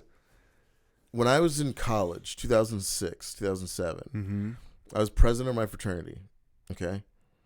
And one of the things you got handed when you were president was this issue of Rolling Stone. It was the Bert Kreischer issue of Rolling Stone. Right. Where he's like the number one The biggest party animal in America or whatever. Yeah. And we all had it on our wall. An original copy. Oh, wow. And so, this guy was like a mythic legend that we assumed fucking died. You know what I mean? Right. This took place in the 90s. Right. Van Wilder was made after it, yeah. Well, we assumed this dude was dead. Right. And then his story starts blowing up on podcasts, and it's like, oh, fuck. It's a real dude. And then he's coming to Kansas City 4 or 5 years ago, and I was big on DL's radio show. Mm-hmm. I was doing book reviews. So I just emailed him directly. I was like, hey, can I review your book? And he's like, fuck yeah. What's your house? What's your address? Mails me a copy. I'm like, awesome. Dude. So he comes to Kansas City and... Life of the Party. Life of the Party. That's the name of the book. Yeah. He comes to Kansas City. And this is when I put together, sometimes... famous people don't do their own emails. Sometimes they're not as involved in that world. I bet his wife does it. His wife does his emails, I think. Yeah. So he comes and I'm like, dude, I got you on the D.L. Hughley show. And yeah, man, I had you on my wall when I was a kid. I just kind of bombarded him with fanboy. Yeah. But that's what he would do too. That's what he does. That's what he would do. Yeah, he fanboys out. That's why it was fucking annoying, because he seemed... so bothered, so annoyed that I was a fan of his, Really? He seemed so annoyed.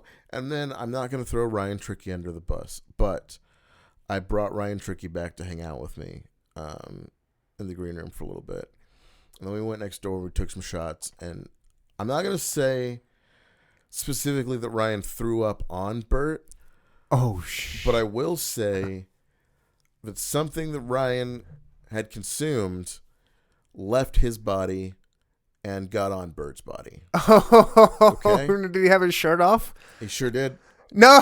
He sure did. But it's even worse. It got on his shoes. Oh, no. And his shoes were Jordans. They were rare Jordans. I'll show you a picture of them. Of course they were. But he got thrown up on him. Oh. So he's like, all right, well, that's this dude's friend. Okay, fuck this guy. Oh. And I'm not really cognizant of what's happening, because I'm hanging out with people. Bert's hanging out with people. We're in kind of different areas. And then I hear, hey, Ryan threw up on Bert. I was like, oh, that sucks. That sucks for Ryan. Like, no, that sucks for you, man. Like, that sucks for you. I was like, Yeah. oh, Because okay. you're the dude that brought this asshole into Right. the green room who's throwing up all Throwing over up on people. Bert Kreischer. With his shirt off, mind you, on his J's. Yeah. And so, for some reason, I saw Bert's calendar. He was going to be in, like, Chickasha, Oklahoma, like a month from then. And so, I was like, I'll just get another chance to work with him and, blah, blah, blah. So, he's in the green room. I'm in the green room. This is right after Ryan Tricky threw up on him. And I'm like, hey, man, you're going to be in Oklahoma City in a couple of weeks. Can I work with you then? He's like, yeah, I don't know, man. We'll see. I'm like, well, like, yes or no? Like, just total, like, can I do it? Yes or no? Tell me right now. And he's like, I don't know. I mean, ask my manager or something, or I don't know. I was like, he's like, I don't even know if I'm going to be in Oklahoma. I'm like, yeah, you are. And I pulled it up on my phone. I'm like, here it is, man. Like, Yeah. and he's just annoyed, And Yeah. I look back at that and I'm like, if he knew I were the caliber of comedian that I was, he would have been cooler.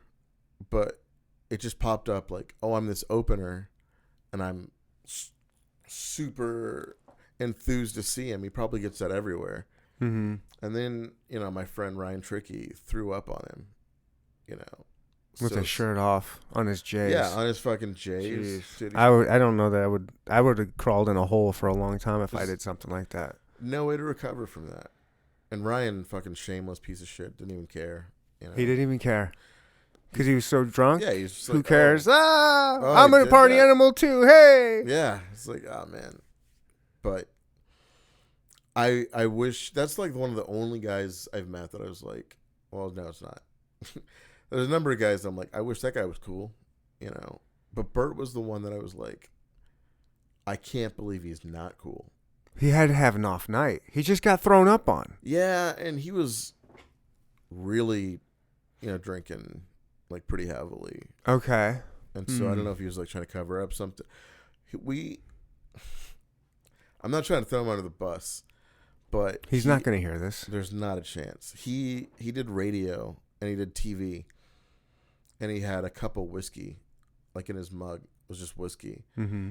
And the lady at TV was like, "Where am I gonna clip this? Do you want it under your collar or do you want it like in the buttons?" He's like, "I'm gonna take my shirt off. Just clip the mic to my chain." And she's like, "You're not taking your shirt off." And he's like, "Yeah, I am."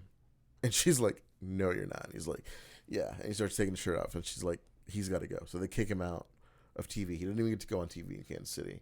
Oh, really? Yeah, they kicked him out. And then he hits me up and he's like, "We're gonna go get barbecue." I'm like, "Okay." I'm like, "Where do you want to go? Arthur Bryant's, Q39, like Jack Stack's?" He's like, "We're gonna go to Smokehouse." And I was like, "That's the fucking worst one." Yeah. Which I think was kind of annoying to him. Like, he made this pick, and I'm like, "Oh, that sucks." Yeah. Well, he should trust you. You're the local. The local. You want Kansas City barbecue? Smokehouse ask a local. Don't just fucking ass. Don't look at Yelp. Don't look at yeah. I can't even imagine Yelp would have a good thing to say about Smokehouse.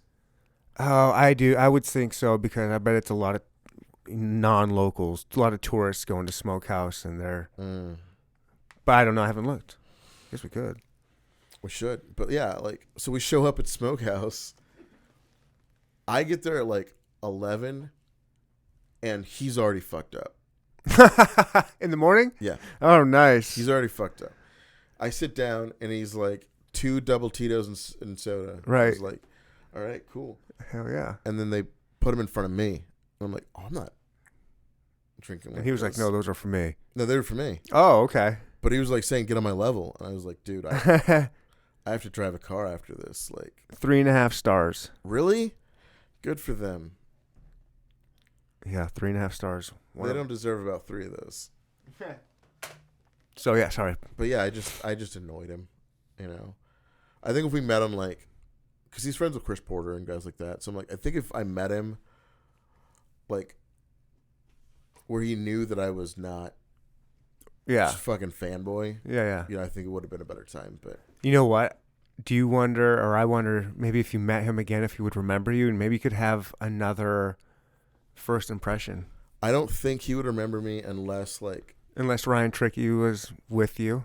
If Ryan was there, if throwing DL up got on brought him, up, I think he would be like, he would put it together. So we should have to avoid DL. And that's just for the first impression. Yeah. Then like the second day, be like, oh yeah, DL, if it comes up. Mm-hmm. But yeah, by then you've already remade your first impression, and he likes you now. Yeah. And you guys are cool. Most comics tend to like me, like when they hang out. Like, I bet most people like you, man. You're a fun guy. That's not true. What? Okay. No, that's not true. Comics tend to like me though, because I am a comic. You know what I mean? Like, that's my life. Like, that's what I do. I'm not like buttoned up corporate. I'm not have trying to like watch my P's and Q's. Throw anyone under the bus, but like some people just do this because they think it's the easiest way to get on TV. It's like, you're not gonna get on TV. Not anymore. Like, That hardly ever happens, right? I just got on TV. It's been 10 years. Mm-hmm. I just got on TV, and there's no indication it's ever gonna happen again. You know what I mean? But like, all these people that are really good at TikTok and stuff, and like they suck on stage. It's a bummer because it's like you thought you had a shortcut, but you still have to put the work in. Yeah, that's with everything, right? I mean, everything looks easy when professionals do it. Of course. And with things like YouTube and TikTok and your phone, you have the ease of access. Everyone has this super point of entry. Everyone has it. It's right here. And so everyone thinks they can do it. And when you see professionals doing it professionally, making it look easy with your ease of access, yeah, it's tempting. Of course people want to join those certain arenas. I mean, all kinds of arenas that have that, It's just annoying. It's like someone asked me, like, oh, how do I get booked at the Improv? And it's like, well, be funny. Yeah, they'll find you. When they're looking for you, they'll find you. Okay, that's cool. But if you just, because it's not a big scene, like improvs are, they've got their, I'm sure, finger to the local pulse if they, to a degree, but they also like. I wish more people knew that it doesn't matter. What doesn't matter? Working the Improv. I've worked the Improv probably 150 times, and it doesn't matter. Like, it's paid though. You pay it, right? I mean, the pay is nice. Nice. The pay is nice. The time is nice.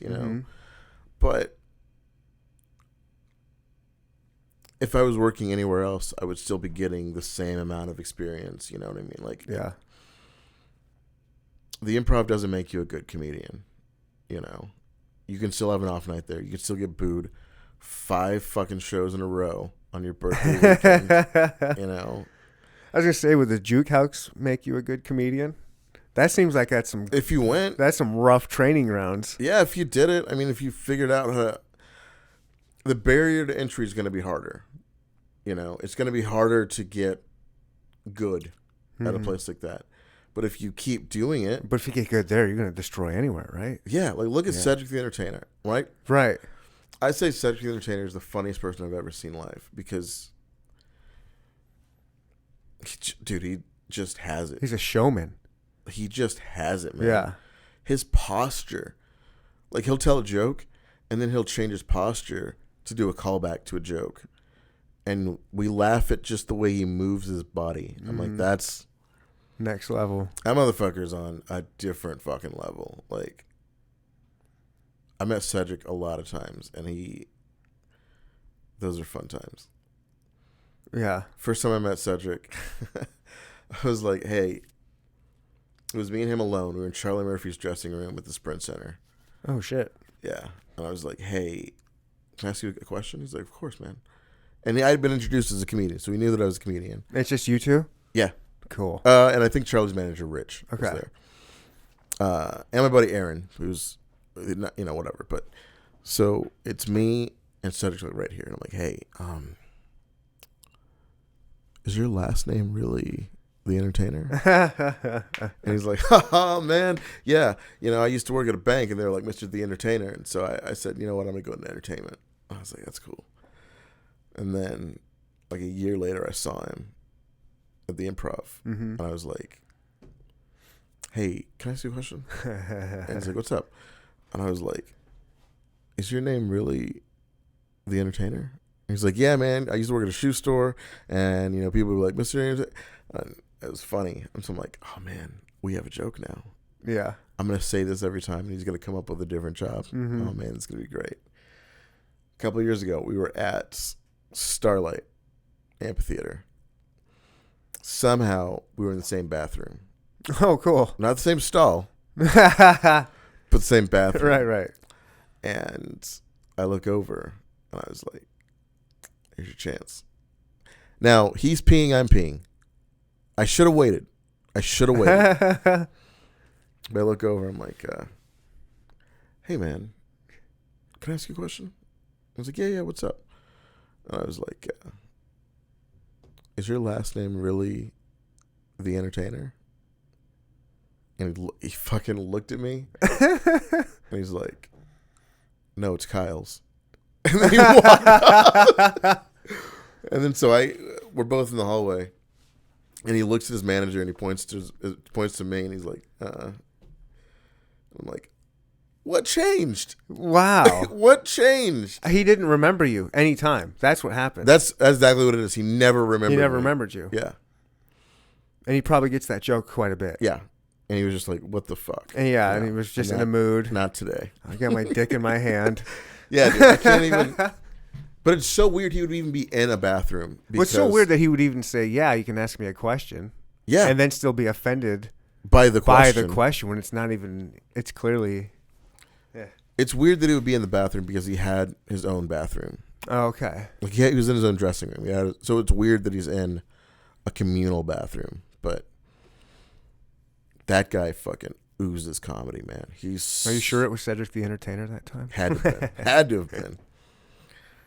Fucking dressed all well and shit, dude. Yeah. Oh my God. Dude, he comes out and I'm just like, this isn't the same job. You know what I mean? Like, if comedy were done on a resume, this guy would be at a tremendous disadvantage. Yeah. Because there's no way to write down all the intangibles that this guy has that just fucking works, He'd be at a tremendous disadvantage. But you watch him for 5 seconds and you're like, I bet he's one of the best at this. And he is. Right. I would rather watch 20 minutes of Cedric the Entertainer than an hour of Dave Chappelle. Wow. And Chappelle's my favorite comedian. Wow. But I know that I'm going to get a better experience out of Cedric. Yeah. Do you watch much specials, or do you mainly prefer live? I mean, you prefer it, of course, but do you watch specials? If it's one of my friends, Mm-hmm. I'll watch. If it's someone I like, I'll watch. And I've seen Cedric's. He's got a special called Live from the Ville, and it's on Netflix, and it's super fucking good. Mm-hmm. I've seen all of Chappelle's. I've seen all of Chris Rock's, even though he didn't still have it. Right. He had a short span. Yeah. He had a short fun span in the 90s, late 90s, I guess. Yeah. He just doesn't, he doesn't need it. Yeah. His He's bills an are going to actor. be paid. He's an actor. Right. Charlie Murphy, or not Charlie, Eddie Murphy. Eddie Murphy, yeah. Tony Rock's a fucking good comedian. I heard. Yeah. Okay, how about, I want to ask you about different comedians, since you do get to hang out in that realm, maybe that you've hung out with and what their Ari Shafir. I never met him. Okay. Joey Diaz. I met him in passing. He's nice. He seems like the kind of guy, like, same thing you couldn't write down. Yeah. My buddy Keith loves Joey Diaz. He's hilarious. Apparently Joey, like, texts him pretty regularly, like, oh, wow. hey, man, like, stick in there, you know, like, motivational shit. So Wow. he seems like a cool guy. Yeah, Bert was the only kind of... Well, no. There's been some bummers. Paul Mooney was a fucking bummer. Oh, I could see that. Paul Mooney was a fucking bummer. Oh, I can see that for sure. He doesn't seem like a fun dude to be around. Yeah. Yeah, just a vortex of fucking dark energy. Yeah. Man. Just... Yeah, that wasn't fun at all. Dick Gregory, the exact opposite, man. Oh, I would say he'd be great. I bet was he'd be so fucking Yeah, fun. he would have been so fun. Dude, he was like... They got a movie coming out. It's a movie right now, but it's going to be a documentary. It's called The Purge. Make sure you watch it. I was like, okay. This guy came in with a platter of Gates food. And Dick Gregory doesn't eat food. He does like liquid diets and shit. He doesn't wow. eat any meat. He came in with this. He's like, can I get a picture of you for the restaurant? He's like, get that fucking meat out of here, man. Oh, wow. He's like, I don't do meat. Wow. Dude, he's just a funny fucking guy.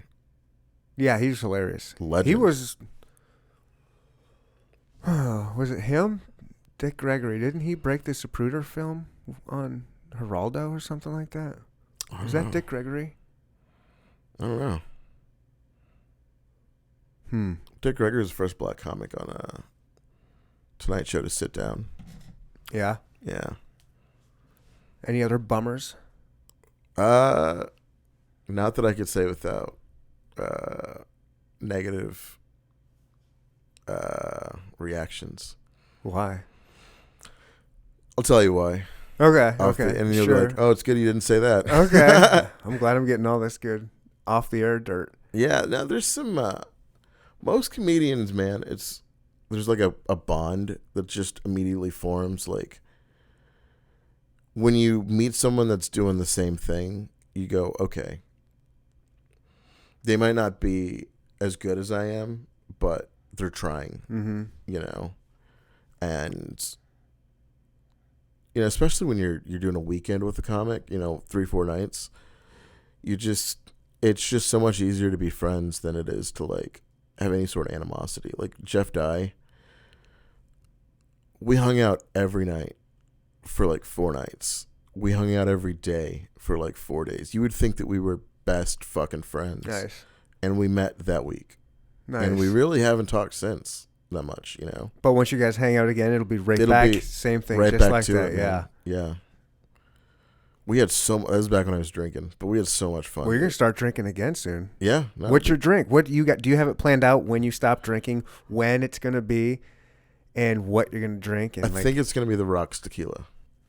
On the Rocks tequila. Wait. The Rock, like Dwayne the Rock Johnson has. Oh, tequila. that's right. What's it called? Terramana. Okay. I think that's gonna be the first one. You like tequila? I do. You like a good tequila? Yeah, I think that's gonna be how we bounce back. Okay. Just because it's the Rock and you like the Rock? I love the Rock. I love tequila, so it's like Have you had the tequila? I'm sure you've seen the bottle. It's a fancy ass like white looks like a white fucking vase. Yeah. Have you had that? Yeah. It's pretty good. That stuff is like shouldn't even be called tequila. I don't It's know what pretty that good. is. That is just like a nectar of the gods. That is so good. I think it's Cazo Azul's or something is the name of it. Okay. It's really good stuff. But like, dude, me and Jeff were in Iowa at this club called Penguins, which is in like this weird shopping center in Cedar Rapids, but it's underground. So like the door is on the street level, but you have to go underground to get into it. Okay. And it's got the lowest fucking ceilings possible. Like Jeff's like a super tall dude, and he's like touching the roof because the stage is elevated and like. Oh wow, that's gonna look awkward, dude. We had so much fucking fun that weekend. We would fucking kill on the show. We had like 2 shows a night or 1 show a night, so just 1 show. We do our 1 show. We'd take the whole audience. We'd walk them across the street to a different bar. Nice. And we'd just fucking party. And then we'd walk 2 blocks up to the hotel, go to bed, and then do it again.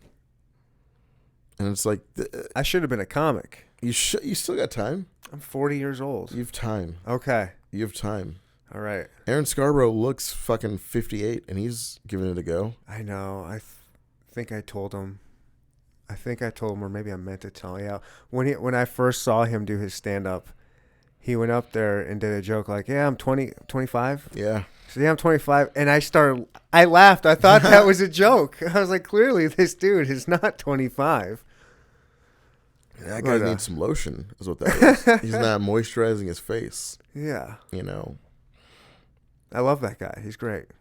Dude, people think I hate him. And I'm like, yeah, that's funny to me. That's so funny to me. I couldn't love him more. Right. You know? He's one of my good friends, and no, if I hated him, I would not be treating him this way in public. Yeah. You know, that's you don't do that to people you hate. That's bullying. You know, like you ignore people you hate. Right. You know. No, that guy's fun. If I didn't want Janelle to win it, it just means more for Janelle to win it. Mm-hmm. You know, it's a bigger symbol of like, because the pitch is a primarily white magazine, you know.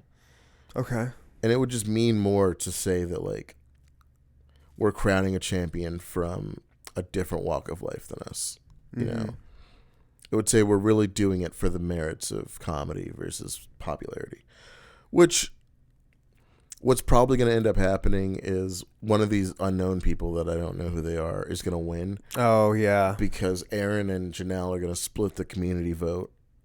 And third candidate. Yeah. Whoever the Ross Perot is this year is really lucked out. Nice. Well, I am looking forward to having her on. It's going to be cool. She's cool. Get a chance to meet her. I've had Aaron on a couple times, obviously. That's always fun. I'm sure I'll have him on again. I can't imagine it does good for your numbers to have something like that on there. I don't care about my numbers. Like an Aaron Scarborough. Yeah, I don't care about my numbers. I had him and Tricky on, too. Oh, that's right. Yeah, that probably wasn't a good episode. He didn't throw up on me. That was fun, man. I like Ryan Tricky a lot, too. Ryan's fun. God, he roasts me so well sometimes that I'm like, I don't appreciate how well you know me. I want the Rhino to be back. They're not doing it right now, right? No. Yeah, I want them because I do want to. I think last time we talked, I was saying that I do still want to. Give it a shot. Like keep going to open mics, and I've been writing stuff down during COVID. I have some stuff, some premises, and some. Yeah. There's a couple of open mics that are still going, but I just don't go to them. Like the comedy club, I would never fucking go there. Like, how come? I just don't like that guy. Okay. I just don't like him. And so is that in Kansas? It's like, or it's south. It's south. It's like the farthest you can be in Missouri without being in Kansas or whatever. Yeah, but like, they're still doing it, and Scarborough's there like every week, and I'm like, hey man, how much is that $50 really worth?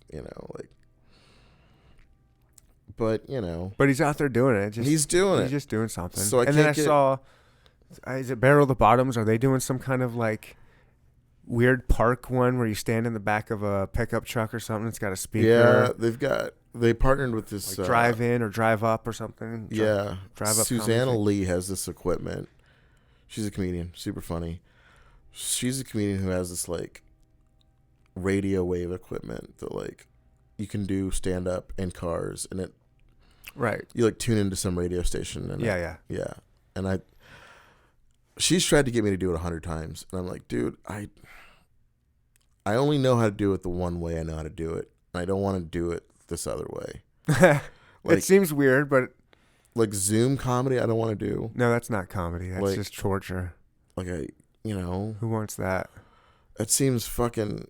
I get too distracted, first of all. So I end up showing people my fucking room and like playing songs. And, I couldn't stick to the script. I couldn't make that fun. Yeah. When I did my CD, I did a live signing of the copies that I had sold. Mm-hmm. And I was like, who fucking cares? Right. I remember at one point Lil Rel popped in to like the Instagram video where I'm live. I'm like, I couldn't imagine a worse thing for him to walk in on me doing, Right. And I was like, this is a fucking bummer. I was like, sorry you're seeing this. Craig Robinson, same way. I think he popped in for like 2 seconds. I was like, no, it's not worth it. No. That's a wasn't. fucking fun guy. He seems super fun. He's fun as fuck. Yeah. I would love to be. That was Siri. Somehow shit. someone called my Siri. He's super fucking fun. I would love to go on tour with him and do the after show thing. Of course he plays you would. music. Yeah, he plays music. Yeah. Fucking He's a well. really good musician. Yeah. And That'd be fun. That'd be a fun tour. Yeah. I remember that motherfucker ate a whole. You should hit him up. Uh, Would you hit him up and be like, hey, I have this idea for doing this. You might be, or is he too big for that? You think like his music might be too big for that? Like maybe he thinks his. Like, no, because when he was here, he was trying to find like little gigs to do. Okay. We ended up doing gigs at the Improv. Like after the club was closed, we would like invite like 20 people in and like play a little bit. But he wanted to find like a jazz club, and we just couldn't find one. But, you know. Yeah, they're usually booked. It would fuck someone else over. Like, yeah. Oh, that'd be so worth it. But cancel so and so just. You could cancel something like you go to Green Lady Lounge. Yeah. And they're always some little local band trio or whatever. Just be like, hey, just come back. We'll get you back. Yeah. But this is Craig Robinson.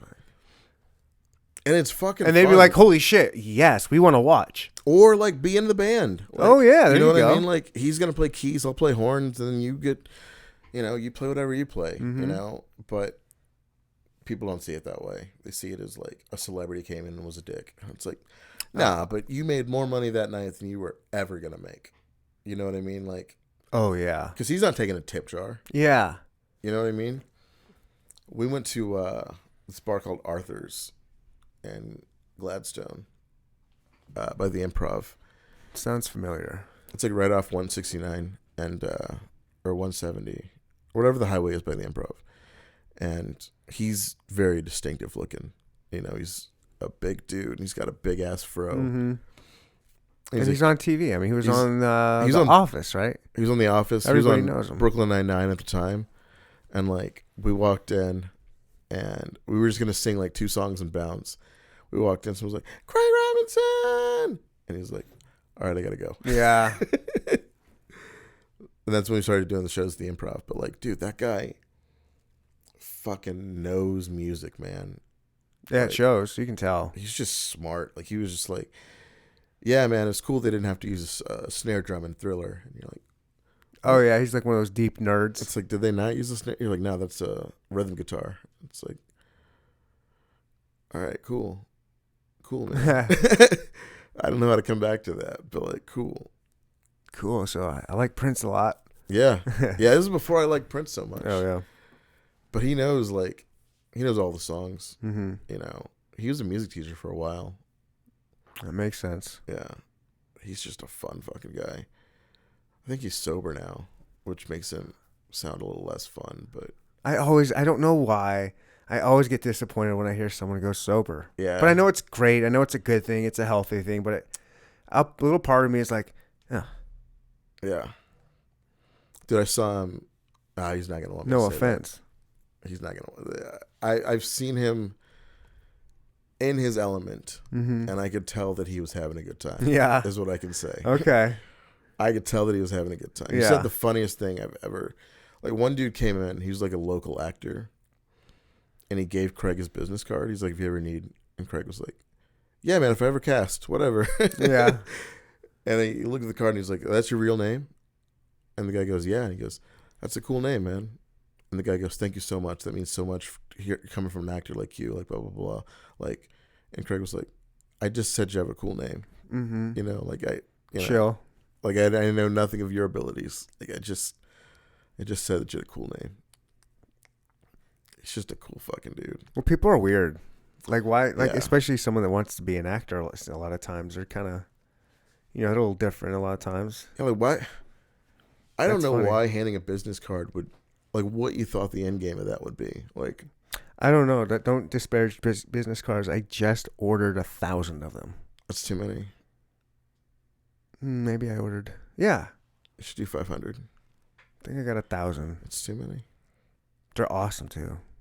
We're gonna see. They're sweet. We're gonna see. They got a QR code on them. Are you gonna leave them places? How are you gonna do it? I'm just gonna give them to people because they're really nice, fancy ones. Like I don't want to. You don't want to waste them. Yeah, I don't want to waste these ones. They're like Yeah. you're gonna feel it, and you're gonna feel like it's plastic. You're gonna think it's made out of plastic. Like that scene from American Psycho. Yes. Yeah. I have. Yeah. I've invested a lot in business cards, and This is my first venture. These are my first cards. my first business cards had a tip chart on the back. So I thought people would like use it. Yeah, that's beautiful. No, What a great idea. No, they didn't use it. No? You go in the parking lot and pick them all up. And then well, that's why I got the nice ones, because I was Yeah. like, maybe because someone gave the guys at 3D HQ, they make 3D figurines and shit.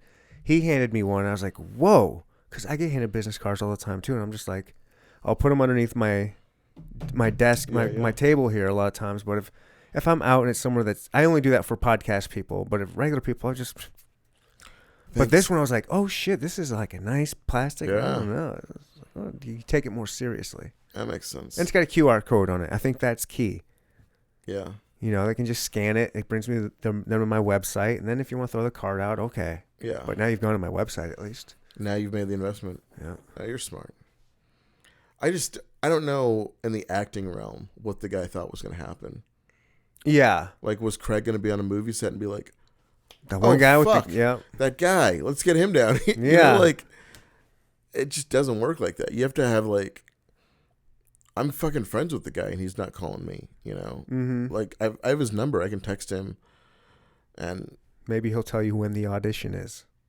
at best. Right. You know? Like, they're doing a reboot, not a reboot, but like a spinoff of The Office with Stanley. Oh, really? Yeah, it's called That'll be interesting. it's like Mr. Hudson or something. I don't, it doesn't sound like a success to me. It doesn't sound like it's gonna work. It doesn't sound Just like it's off gonna work. that, I don't think Stanley is a standalone He's the character. least- He was not even the fun. He wasn't. I don't know. He was in the background on the show. Yeah, So, and he had some funny parts, like his Yeah. character. but he wasn't carry a show funny. No, he has that one look. Yeah. Like Phyllis, you don't want to watch a Phyllis show. I always said, if you're going to bring The Office back, you call it The Leap. Okay? Okay. 10 years after The Office, they're in Austin. They're following the guys at Athleap around for like a Where Are They Now, like 10-year documentary. Mm-hmm. And now Jim's the boss versus an employee. And so that dynamic is different. That's how you do the show. And Daryl's still on the show because Daryl works with him too. Mm-hmm. You get Pam living with Jim, but not on the show like every episode. You know, that's how you do it. But do you bring the other? Do you bring You know, you Dwight and maybe Andy? Dwight's their paper supplier, so you talk to him once a season or whatever. Okay. You know, but Andy's not going to be on the show. He's too big. It just No, wait, he wouldn't be too big. He's There's- Ed Helms. He's not, or not Ed. Is that his name? it is yeah. Ed Helms. He's not that big. But there's anymore. no reason that guy would still be interacting with them. Realistically, Hey, I wanted a job. Hey, Jim, would you No. hire me as Jim. No, they didn't like each other. You're not going to see Angela again. You're not going to see fucking. It's been years since I've watched the show. Yeah, you're not going to see Oscar ever again. You're not, you know, unless So you just wanted Jim and Pam. Jim, Pam, and Daryl, and then an entirely new group of people. Okay. Oh, I got you. Yeah, like an That entire, spinoff. Yeah, But you know, you got to get Jim to do it, and he's doing things like what's that action movie? Emily Blunt is what he's doing. Oh, really? I think that's his wife. I don't know.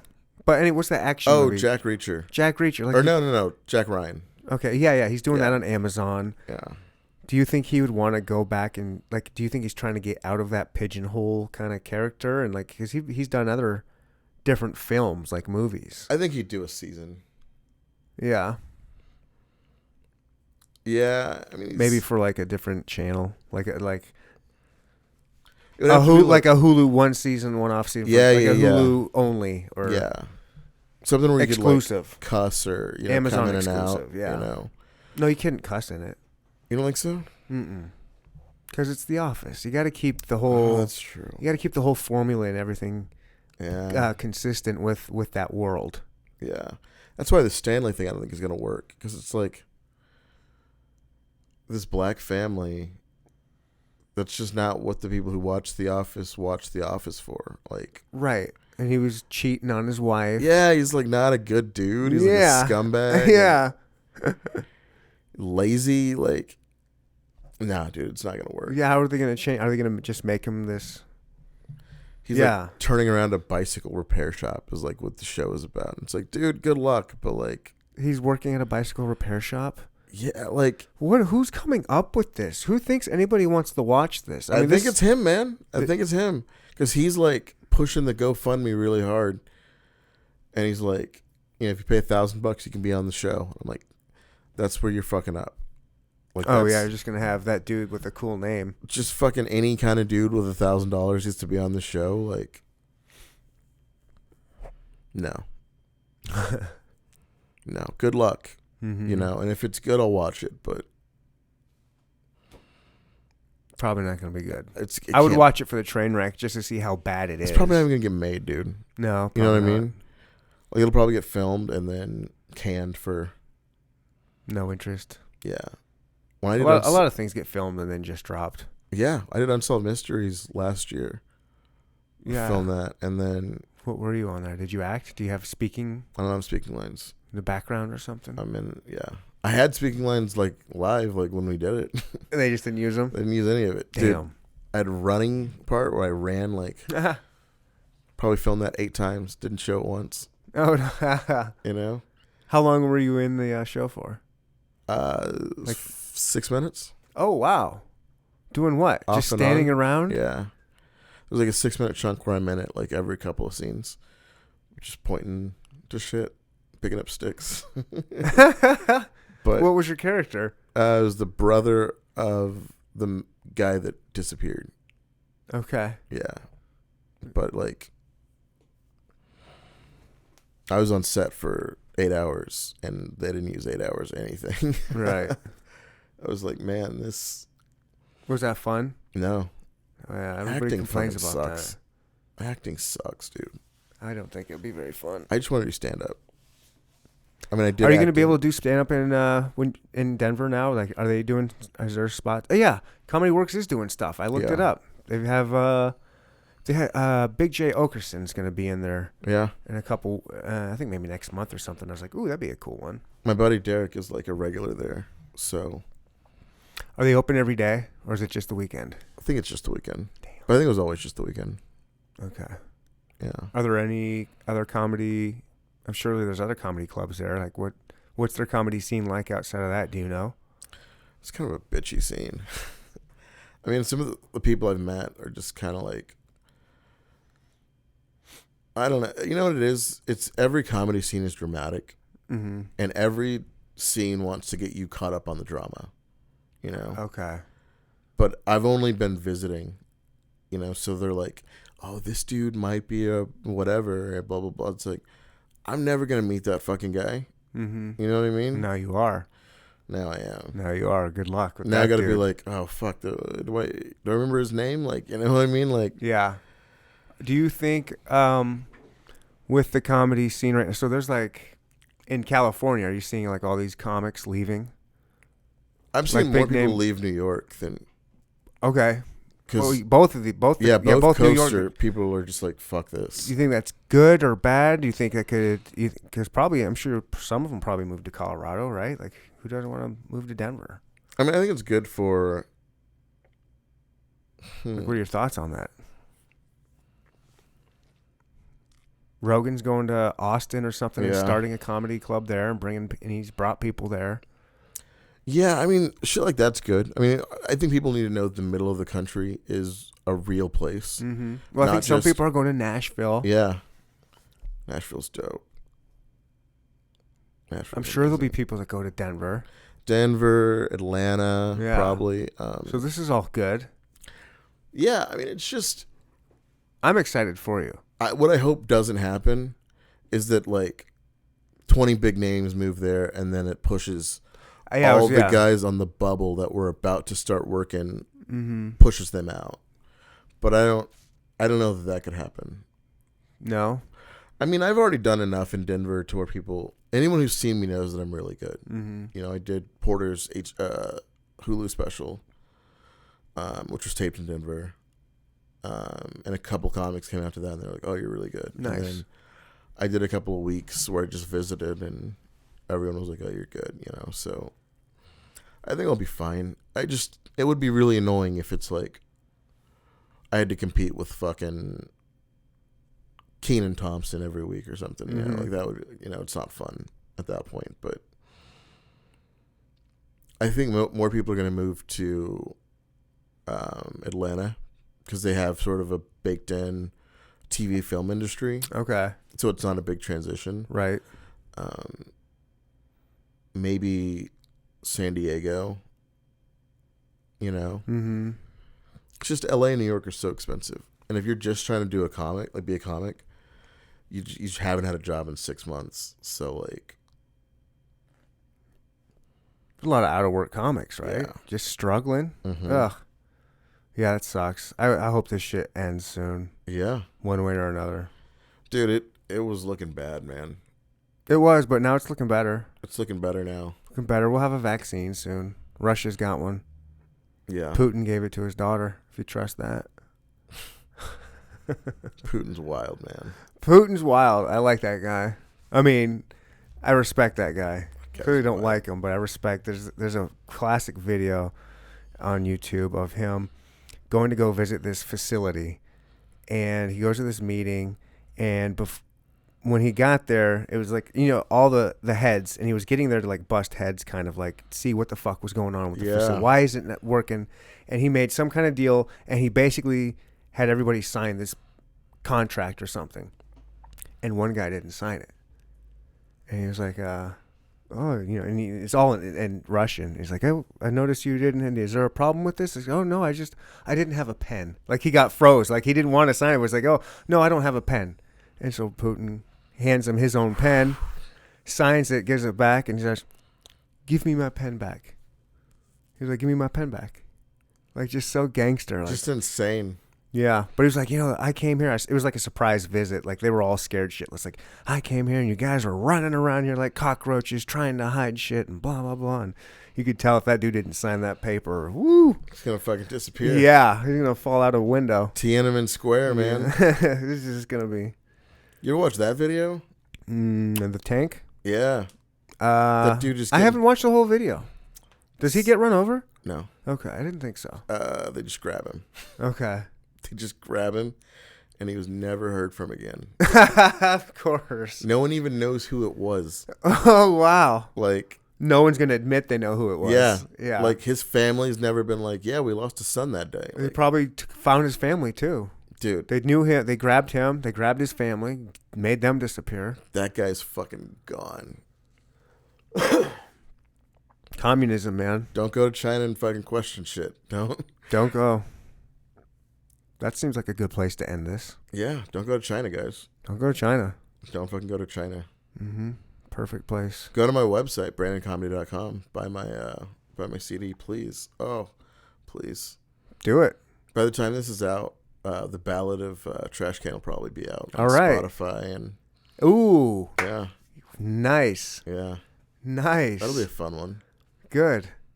We're doing some things on that one that I haven't done before, so. That's Yeah. an album, a whole album? No. Okay, no. what is It's it? gonna be Just like, the story? It's gonna be like the story, but there's like a theme song. Okay. That you Yeah. did, of course? Like No, my buddy Ronnie did it. Okay. I'll play it for you at the end, but like after this. But yeah, Dope. yeah. It's kind of cool. Exciting. Well, thanks for doing this again. I'm glad you course. made time to get in here again one more time. I hope to see you. I don't know. You're probably not going to come back a whole lot, but I hope when you do, I get a chance to see you. This will always be a stop. I'm excited for you. I know you're not excited for yourself, but I'm excited for you. There we go. I'm super stoked. I can't wait to see what happens in Denver That's for what you. that's what it is. Something's gonna happen. Yeah, In one way something's or going to another, happen. so. I want to see you become a bigger name, I'd love that. a better comic. I'd love that. That's what I want. I'm excited, and just really honestly, man, like real talk, I'm just excited. I'm excited and hoping that this is going to help you mentally better. You Yeah, know what I mean? yeah, Just yeah. get you in a better place. I'd like to be happy. You know, I fight that shit, man. I know how it is. It sucks. the So I worst. just really hope that you're right when you told your therapist that this is Yeah, something yeah. that would make you look happy. I hope this is one step. It's got to be. Good big step to.